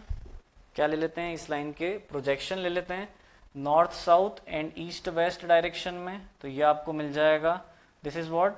This is 2049.41 sine theta, sine 11.26 degree, और ये आपको मिल जाएगा यहाँ से यहाँ तक का distance, this is 2049.41 and cos 11.26 degree.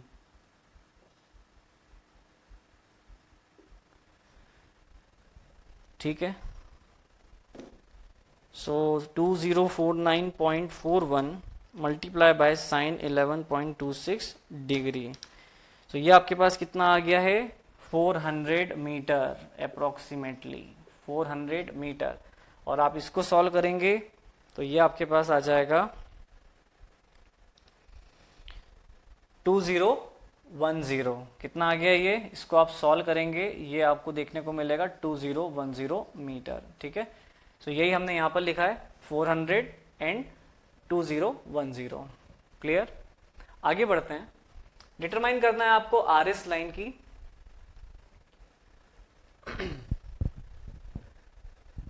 Sir mid point given है तो फिर लॉन्ग प्रोसीजर करने की रिक्वायरमेंट क्या है? हाँ करेक्ट कह रहे हो सोनू, नहीं है जरूरत, है ना। कुछ स्टूडेंट्स को समझ नहीं आ रहा था इसलिए मैंने करा दिया, बाकी जरूरत नहीं है। सो आर एस लाइन की यहाँ पर आप क्या डिटरमाइन कर सकते हैं? आर एस लाइन की लेंथ को आप डिटरमाइन कर लीजिए। ठीक है, कैसे डिटरमाइन करेंगे सर? हमारे पास आर के कोऑर्डिनेट है, एस के कोऑर्डिनेट है। हमारे पास क्या है? आर के कोऑर्डिनेट है, एस के कोऑर्डिनेट है। ये एस का कोऑर्डिनेट है और ये आर का कोऑर्डिनेट है। This is S and this is R. S का कोऑर्डिनेट हमें गिवन है और ये है आपके पास कितना? 400 और आर पॉइंट का कोऑर्डिनेट आपको गिवन है। The coordinate of R point is what? 1900। S point का कोऑर्डिनेट आपको गिवन है नॉर्थ कोऑर्डिनेट, और ये है आपके पास कितना? 2010। और आर पॉइंट का आपके पास नॉर्थ कोऑर्डिनेट है अवेलेबल, कितना है? 2110। आपको एस से आर तक का डिस्टेंस डिटरमाइन करना है।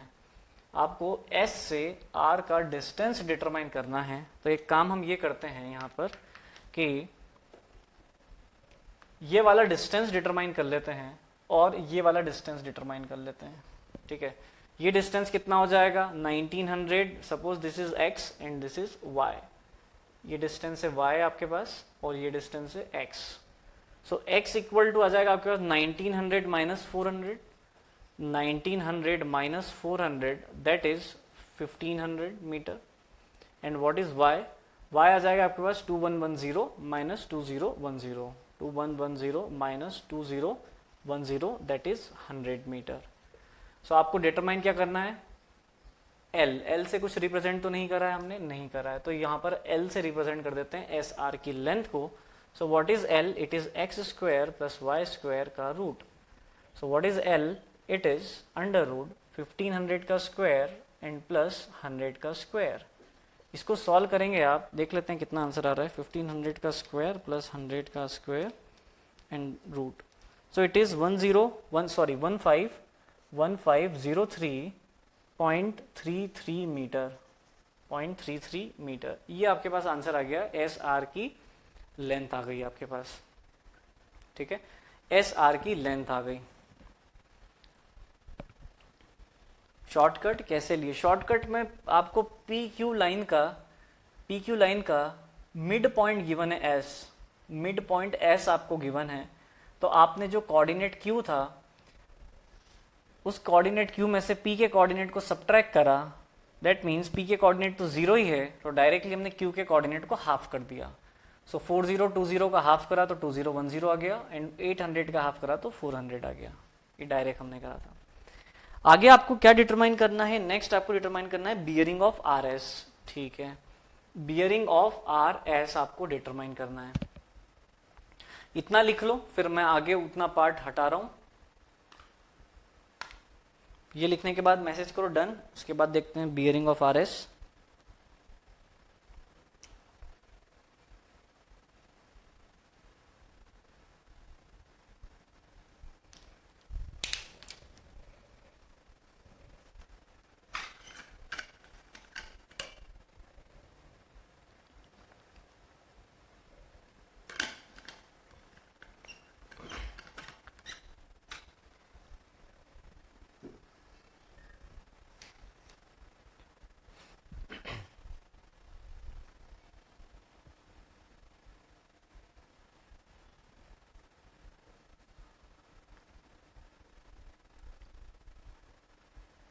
डन।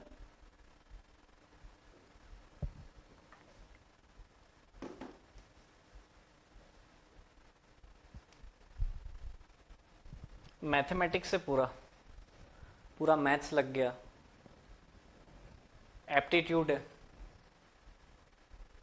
कहीं पर भी सर्वेइंग का क्वेश्चन ही नहीं है। ये कहीं पर भी सर्वेइंग का क्वेश्चन ही नहीं है, बट इसको सर्वेइंग के क्वेश्चन में हमने चेंज कर दिया है। इस लाइन का लैटिट्यूड और डिपार्चर डिटरमाइन करके एल कॉस थीटा और एल साइन थीटा।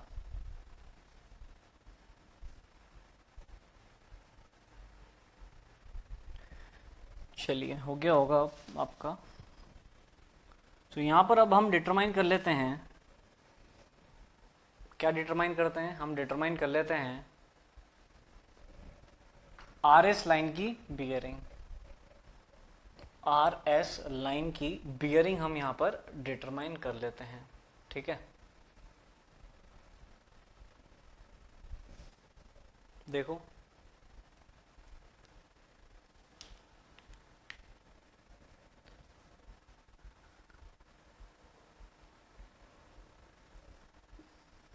ये है आपके पास S point and this is R point, R and S। आपको बियरिंग डिटरमाइन करना है कहां से कहां तक? R से S, bearing of S R। ये आप लोगों को डिटरमाइन करना है, बियरिंग ऑफ S R मतलब RS, 4 बियरिंग ऑफ RS। ठीक है, यदि हम ये वाला एंगल डिटरमाइन कर लें तो इस वाले एंगल में 180 को ऐड कर देंगे तो हमारे पास बियरिंग आ जाएगी। तो ये वाला एंगल हम कैसे डिटरमाइन करें ये हम देखते हैं।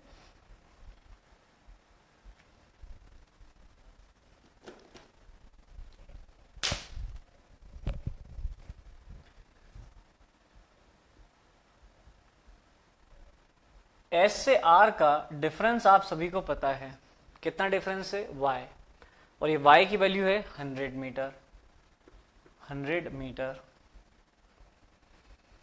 S से R का हॉरिजॉन्टल डिस्टेंस आप सभी को पता है, ये डिस्टेंस कितना है, 1500 मीटर, 1500 मीटर।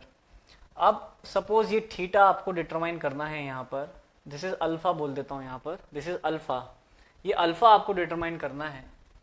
तो मैं लगा देता हूँ इस वाले ट्राइंगल में tan अल्फा, क्या लगाते हैं, tan alpha. So tan alpha equal to perpendicular by base, that is 1500 by 100। सो अल्फा की वैल्यू यहाँ से देख लेते हैं कितनी आ रही है, अल्फा की वैल्यू कितनी आ रही देख लेते हैं, 1500 by 100 that is tan inverse 15, tan inverse 15। So it is 86.19 degree, 86.19 degree. This is the value of alpha, this is the value of alpha. Alpha की वैल्यू आपके पास कितनी आई है, 86.19 डिग्री। बट आपको डिटरमाइन करना है बियरिंग, क्या डिटरमाइन करना है आपको, बियरिंग डिटरमाइन करना है।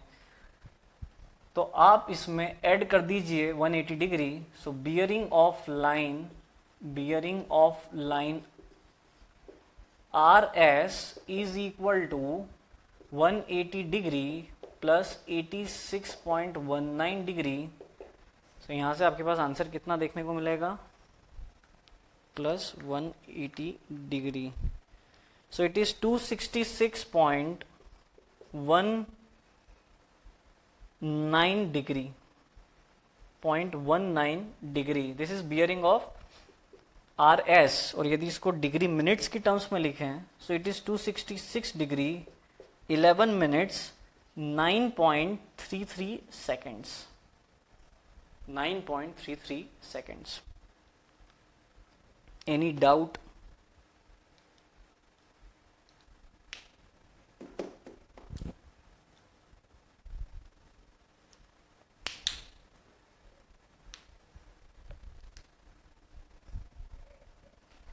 और कोई क्वेश्चन? इसका आंसर एक बार मैच कर लो। कोऑर्डिनेट आपके हो गए 400 और 2010, ठीक है, 2010, और लेंथ आ रही 1150 यस करेक्ट, एंड बियरिंग आपकी आ रही 266 डिग्री 11, ठीक है, करेक्ट आंसर है, करेक्ट आंसर। अब मुझे आप लोग बताइए question number 1, conventional practice question कराने की मुझे नीड तो नहीं है, और conventional previous question number 1, practice 1 और प्रीवियस 1, इन दोनों को कराने की नीड तो नहीं है, सभी से बन जाएगा।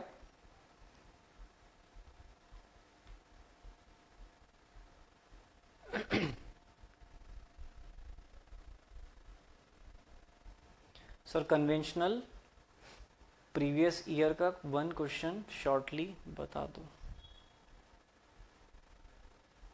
प्रीवियस क्वेश्चन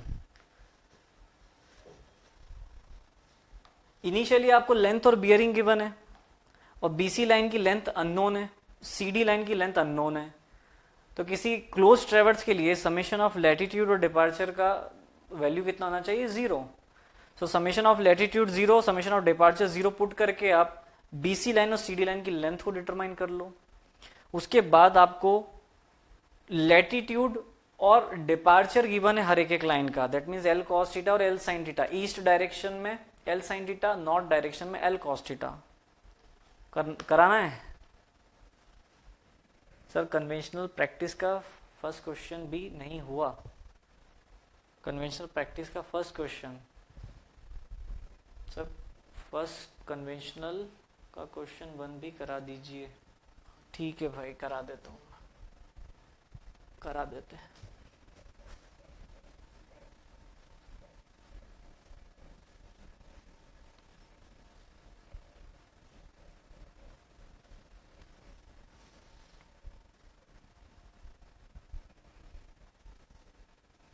चलिए पहले मैं करा रहा हूं आपको कन्वेंशनल प्रैक्टिस क्वेश्चन, है ना, कन्वेंशनल प्रैक्टिस क्वेश्चन मैं आप लोगों को करा रहा हूं।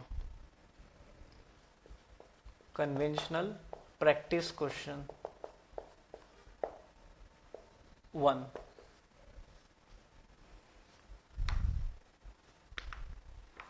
From the following data of a traverse, compute the length CD if traverse station ADE are in straight line. तो जो डेटा गिवन है उसके अकॉर्डिंग सबसे पहले तो मैं क्या करने जा रहा हूँ, सबसे पहले मैं बना रहा हूँ एक डायग्राम. AB लाइन की बियरिंग गिवन है 83 डिग्री 12 मिनट्स. AB लाइन की बियरिंग 83 डिग्री एंड 12 मिनट्स. ठीक है. नेक्स्ट BC लाइन की बियरिंग आपको गिवन है 30 degree 42 minutes. 30 degree 42 minutes. B से C 30 डिग्री 42 मिनट्स. नेक्स्ट आपको गिवन है CD लाइन की bearing 346 degree. 346 degree.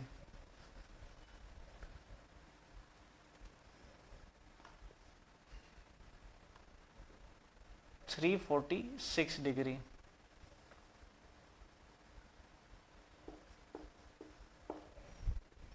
Zero six minutes.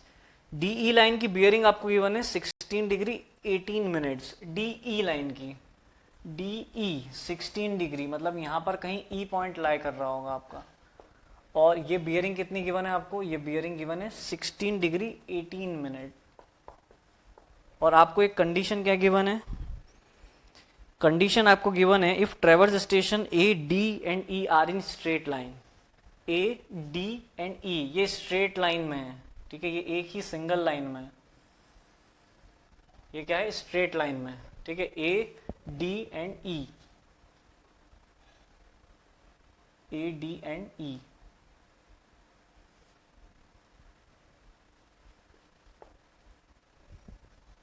तो यदि इस लाइन की बियरिंग 16 डिग्री 18 मिनट है, किस लाइन की, DE लाइन की, तो सिमिलरली आप A, D लाइन की बियरिंग को भी 16 डिग्री 18 मिनट लिख सकते हैं. 16 डिग्री 18 मिनट आप क्या कर सकते हैं, लिख सकते हैं ना. यस सर, लिख लेंगे हम. अब डिटरमाइन क्या करना है, CD लाइन की लेंथ. बाकी सभी लाइन की लेंथ आपको गिवन है, ये लेंथ आपको डिटरमाइन करना है. तो अब आपके पास ABCD ये क्लोज ट्रेवर्स बन गया है. ABCD क्लोज ट्रेवर्स बन गया है और एक ही अननोन है. क्या है, एक ही अननोन है. तो summation of latitude equal to 0 लगा दीजिए, क्वेश्चन खत्म हो जाएगा. समेशन ऑफ लैटिट्यूड 0 पुट कर दीजिए, क्वेश्चन आपका खत्म हो जाएगा. सर पुट कर दीजिए आप. लो भाई देखो, 110 165 अननोन और DE लाइन की आपको लेंथ गिवन है 212. DE लाइन की लेंथ गिवन है 212. अच्छा ठीक है, यहाँ पर AD लाइन की भी लेंथ नहीं है, इसका मतलब summation of departure equal to 0 भी यहाँ पर हम अप्लाई कर देंगे. Suppose this length is L1 and this length is L2. So इस क्लोज ट्रेवर्स में देखिए अब दो डेटा अननोन है आपके पास, L1 और L2. ठीक है, L1 और L2. AB लाइन की बियरिंग है क्या हमारे पास, है. कितनी है, 83 डिग्री 12 मिनट्स. BC लाइन की बियरिंग है, CD लाइन की बियरिंग है. DA लाइन की बियरिंग को डिटरमाइन कर लेते हैं. DA लाइन की बियरिंग को डिटरमाइन कर लेते हैं. तो ये 16 डिग्री 18 मिनट्स, तो ये वाला एंगल भी 16 डिग्री 18 मिनट्स. सो 180 डिग्री में 16 डिग्री 18 मिनट्स को मैं यदि ऐड कर दूं तो ये मेरे पास कितना मिल जाएगा, 196 degree 18 minutes. This is bearing of line DA. Bearing of line DA. अब क्या करते हैं, summation of latitude equal to 0 put कर देते हैं. सो फर्स्ट लाइन AB का length L cos theta, L cos 83 degree 12 minutes plus BC line की length 165 cos theta cos 30 degree 42 minutes. Next CD line की length L1 and cos 346 degree cos 346 degree 06 minutes. And then DA line की length L2 cos 196 degree 18 minute plus L2 cos 196 degree 18 minutes equal to 0. ये आ गई पहली equation, इसको solve कर लो. L1 और L2 की terms में एक इक्वेशन फ्रेम होगी. उसके बाद summation of departure equal to 0. So cos की प्लेस पे आप लिख दीजिए यहाँ पर बस sine. So 110 sine 83 degree 12 minutes plus 165 sine 30 degree 42 minutes plus L1 sine 346 degree 06 minutes plus L2 sine 196 degree 18 minutes equal to 0। This is equation 2। इसको solve करिएगा, दूसरी इक्वेशन फ्रेम होगी। दो इक्वेशन आपके पास आ जाएगी L1 और L2 की टर्म्स में। अननोन L1 L2 यहां से आ जाएंगे, दोनों अननोन L1 L2 आ जाएंगे। अब इसके बाद तो मैं ये एक्सपेक्ट कर रहा हूं आप लोगों से कि दो साइमल्टेनियस इक्वेशन आप यहां पर सॉल्व करके उसको फाइनली L1 और L2 की वैल्यू को डिटरमाइन करेंगे, है ना। अब इतना तो एक्सपेक्ट कर सकता हूं ना आप लोगों से, ये भी सॉल्व करके बताना है।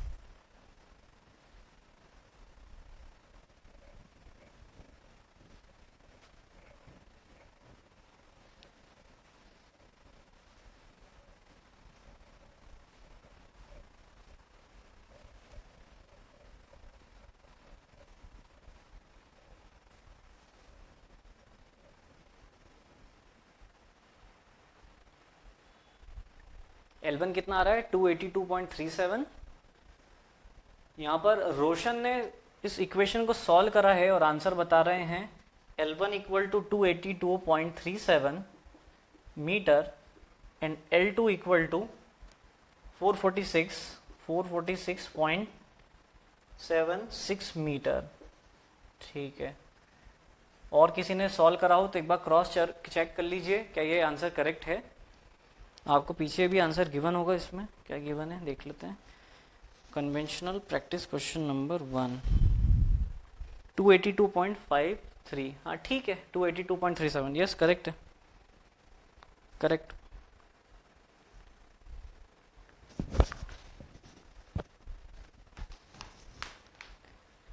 चलो कन्वेंशनल प्रीवियस क्वेश्चन भी देख लो।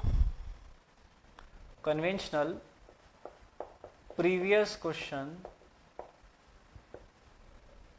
1 ये भी देख लो, अब आखिरी बच गया है। Calculate the omitted length of line BC and CD of close ट्रेवर्स।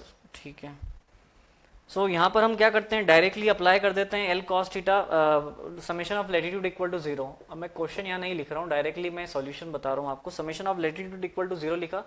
So first line की लेंथ आपको गिवन है 104.85 cos 14 degree 31 minutes plus BC line की लेंथ को L1 पुट कर दे रहा हूं मैं यहाँ पर, L1 cos 319 degree 42 minutes plus CD line की लेंथ को L2 पुट कर रहे हैं 347 डिग्री 15 मिनट्स प्लस 91.44 cos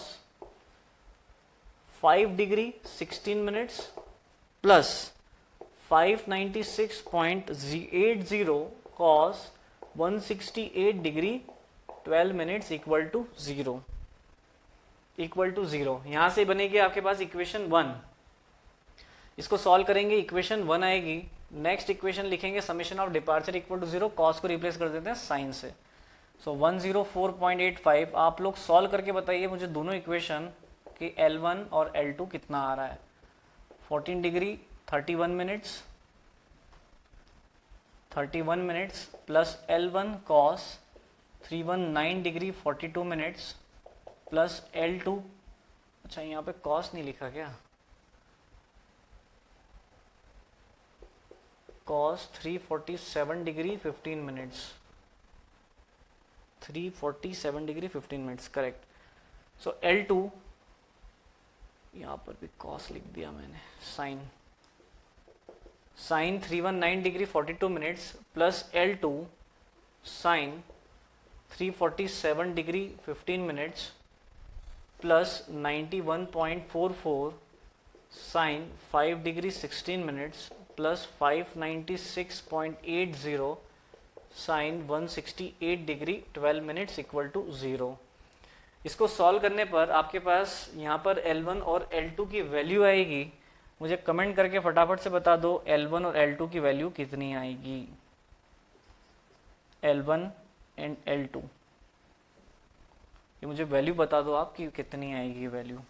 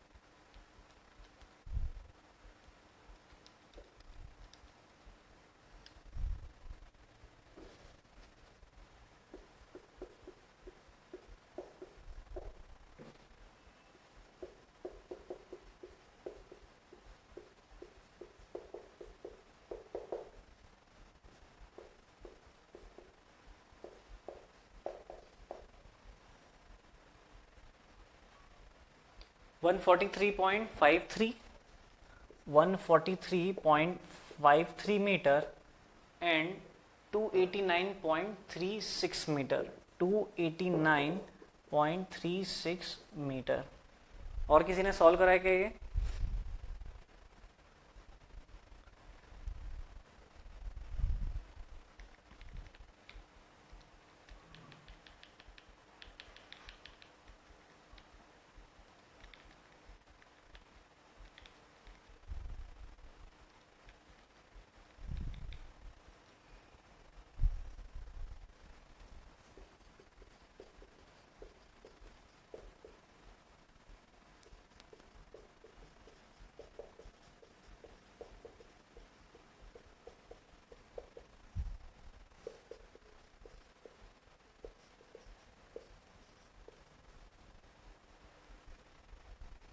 बस केवल एक स्टूडेंट सॉल्व कर रहा है और कोई सॉल्व ही नहीं कर रहा है ना।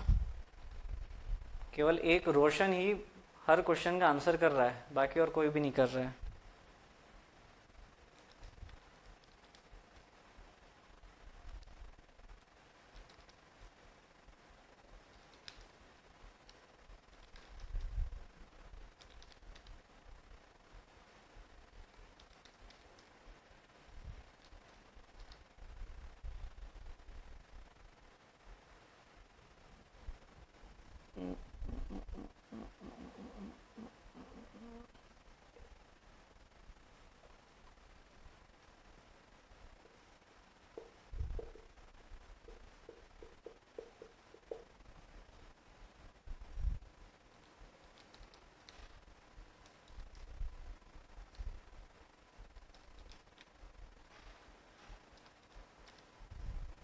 Yes, 143.61 and 289.23। यस करेक्ट रोशन, आपका आंसर करेक्ट है, करेक्ट आंसर बताया आपने।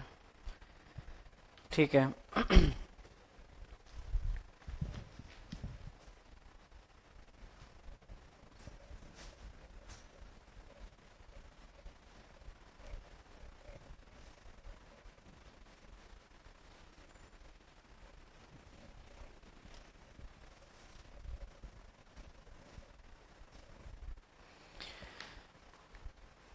सो देखिए अब आपको बीसी लाइन की लेंथ आ चुकी है आपके पास। ठीक है, आप क्या करिए, डेल्टा ई मतलब कि आपको ईस्टिंग डिटरमाइन करना है। तो आप क्या करिए, आप डिटरमाइन कर लीजिए लाइन, कौन सी लाइन, बीसी लाइन, और लाइन आपकी C D, delta E and delta N, ये आप लोगों को डिटरमाइन करना है। सो आप पहले तो क्रॉस वेरीफाई करिए जो ऑलरेडी गिवन डेटा है आपको उससे। तो आपको क्या गिवन है, ईस्टिंग ए बी लाइन की 26.29, कितना गिवन है, 26.29 ए बी लाइन का, ए बी लाइन की ईस्टिंग आपको कितनी गिवन है, ईस्टिंग गिवन है 26.29 पॉजिटिव। ठीक है, that means L cos theta आप करिए, ए बी लाइन की लेंथ आपको गिवन है एल, ये आपको गिवन है ए बी लाइन की कितनी गिवन है 104.85, और आपको बियरिंग थीटा गिवन है 14 डिग्री 31 मिनट्स। तो आप करिए L cos theta that is 104.85 cos 14 degree 31 minutes, 14 degree 31 minutes. So यहाँ से देखिए आंसर कितना आ रहा है, और करिए आप L sine theta which is 104.85 sine 14 degree 31 minutes. यहाँ से बताइए लैटिट्यूड एंड डिपार्चर कितना आ रहा है, लैटिट्यूड एंड डिपार्चर कितना आ रहा है, यहाँ से हम देख लेते हैं। So 104.85 cos 14 degree 31 minutes, so it is 101.5 और 104.85 sine 14 degree 31 minutes, it is 26.28। ठीक है, सो देखते हैं यहाँ पर 26.29, यस करेक्ट है, पॉजिटिव वैल्यू आई है, बिल्कुल पॉजिटिव आई है। 101.5 ये भी पॉजिटिव आई है। दैट मीन्स ये जो गिवन डेटा है इसके बेसिस पे हमें ये समझ में आ रहा है कि लाइन का लैटिट्यूड एंड डिपार्चर डिटरमाइन करना है। तो लाइन का लैटिट्यूड आपने डिटरमाइन करा तो कितना है 101.5, ठीक है। तो यहाँ पर आप देखिए नॉर्थ कोऑर्डिनेट डेल्टा एन की वैल्यू कितनी गिवन है 101.5 और 26.29, दैट मीन्स उस लाइन का लैटिट्यूड मैंने, उस लाइन का डिपार्चर मैंने डिटरमाइन करा है 26.28, ठीक है। सो सिमिलरली बीसी लाइन की लेंथ हमारे पास आ चुकी है, कितनी है 143.53। तो यहाँ पर हम इसका डेल्टा ई डिटरमाइन कैसे करेंगे?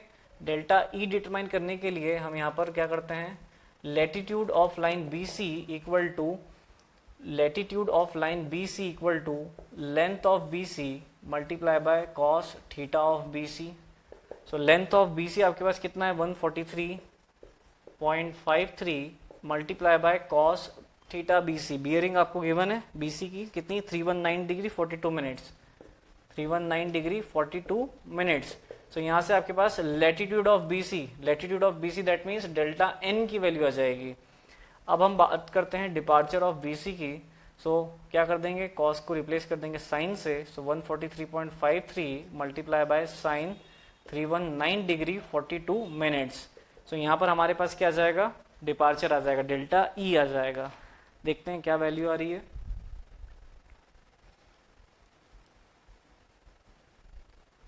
Yes correct Mohit, 143.53 cos 319 degree 42 minutes. So it is 109 positive 0.47 meter. This is what? This is cos theta delta n. So BC delta n यहाँ पर आ जाएगा 109.47 और cos को रिप्लेस कर देते हैं sin से, तो ये आ जाएगा आपके पास -92.83 metre. So it is -92.83। Similarly CD line के लिए भी आप डिटरमाइन कर लीजिए।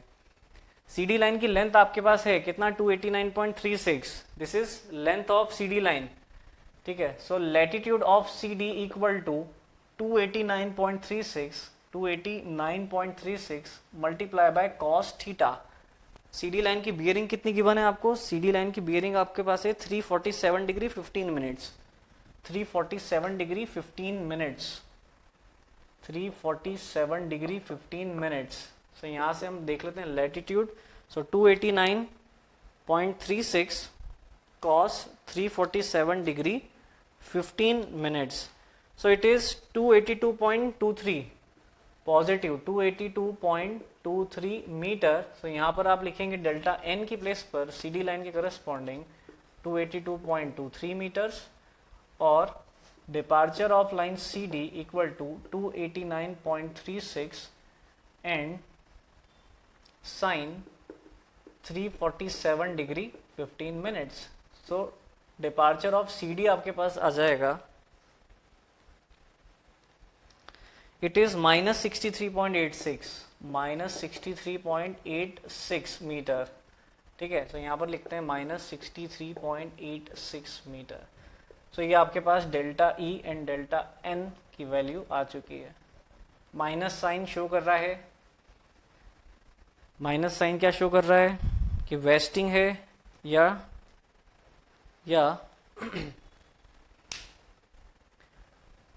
वेस्टिंग है या साउथिंग है, ठीक है, वेस्टिंग है या साउथिंग है। Any doubt? Yes correct, -63.86 correct and 282.23 correct, correct. तो यहाँ पर सारे क्वेश्चन मैंने आप लोगों को करा दिए हैं। अच्छा इसका एक बार आप देख लीजिए पीछे answer 143.534 and 289.37 correct. So any doubt? Any doubt?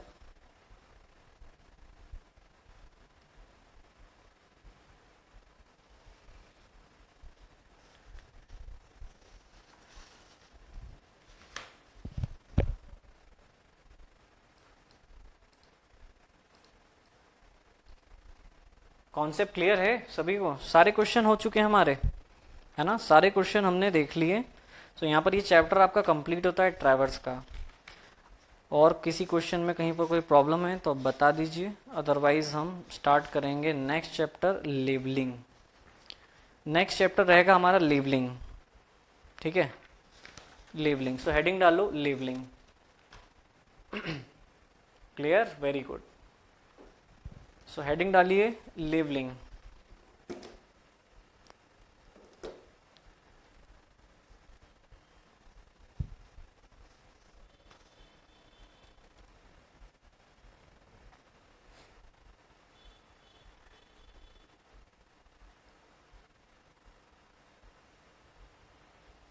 डाला हेडिंग लेबलिंग, करें स्टार्ट,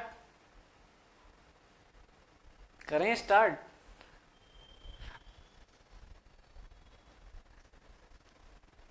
नेक्स्ट क्लास कितनी बजे है आप लोगों की?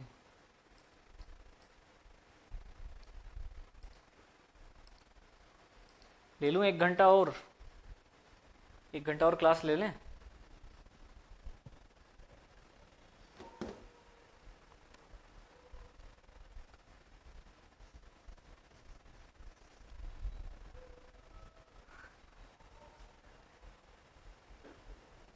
कर दें स्टार्ट? नेक्स्ट क्लास 8 बजे है।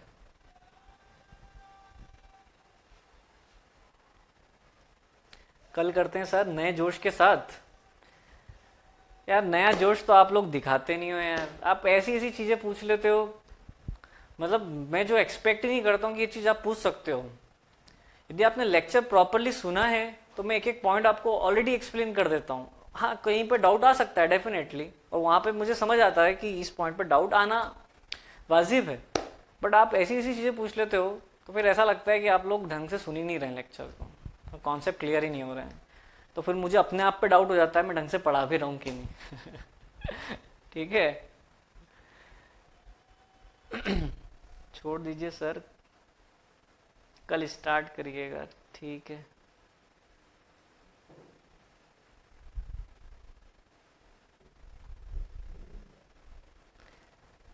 चलो तो फिर क्लास एंड करते हैं यहाँ पे और मिलते हैं कल, ठीक है। लेबलिंग थोड़ा सा लंबा चैप्टर है, इसमें हमको काफ़ी टाइम लग जाएगा। ये मान करके चलिए कि लगभग 4-5 दिन के आसपास तो हमको लग जाएंगे लेबलिंग पूरा पढ़ने में। 4 दिन के आसपास तो मिनिमम हमको लग जाएंगे, ठीक है। आप अच्छा पढ़ाते हैं sir, thank you Asha, thank you.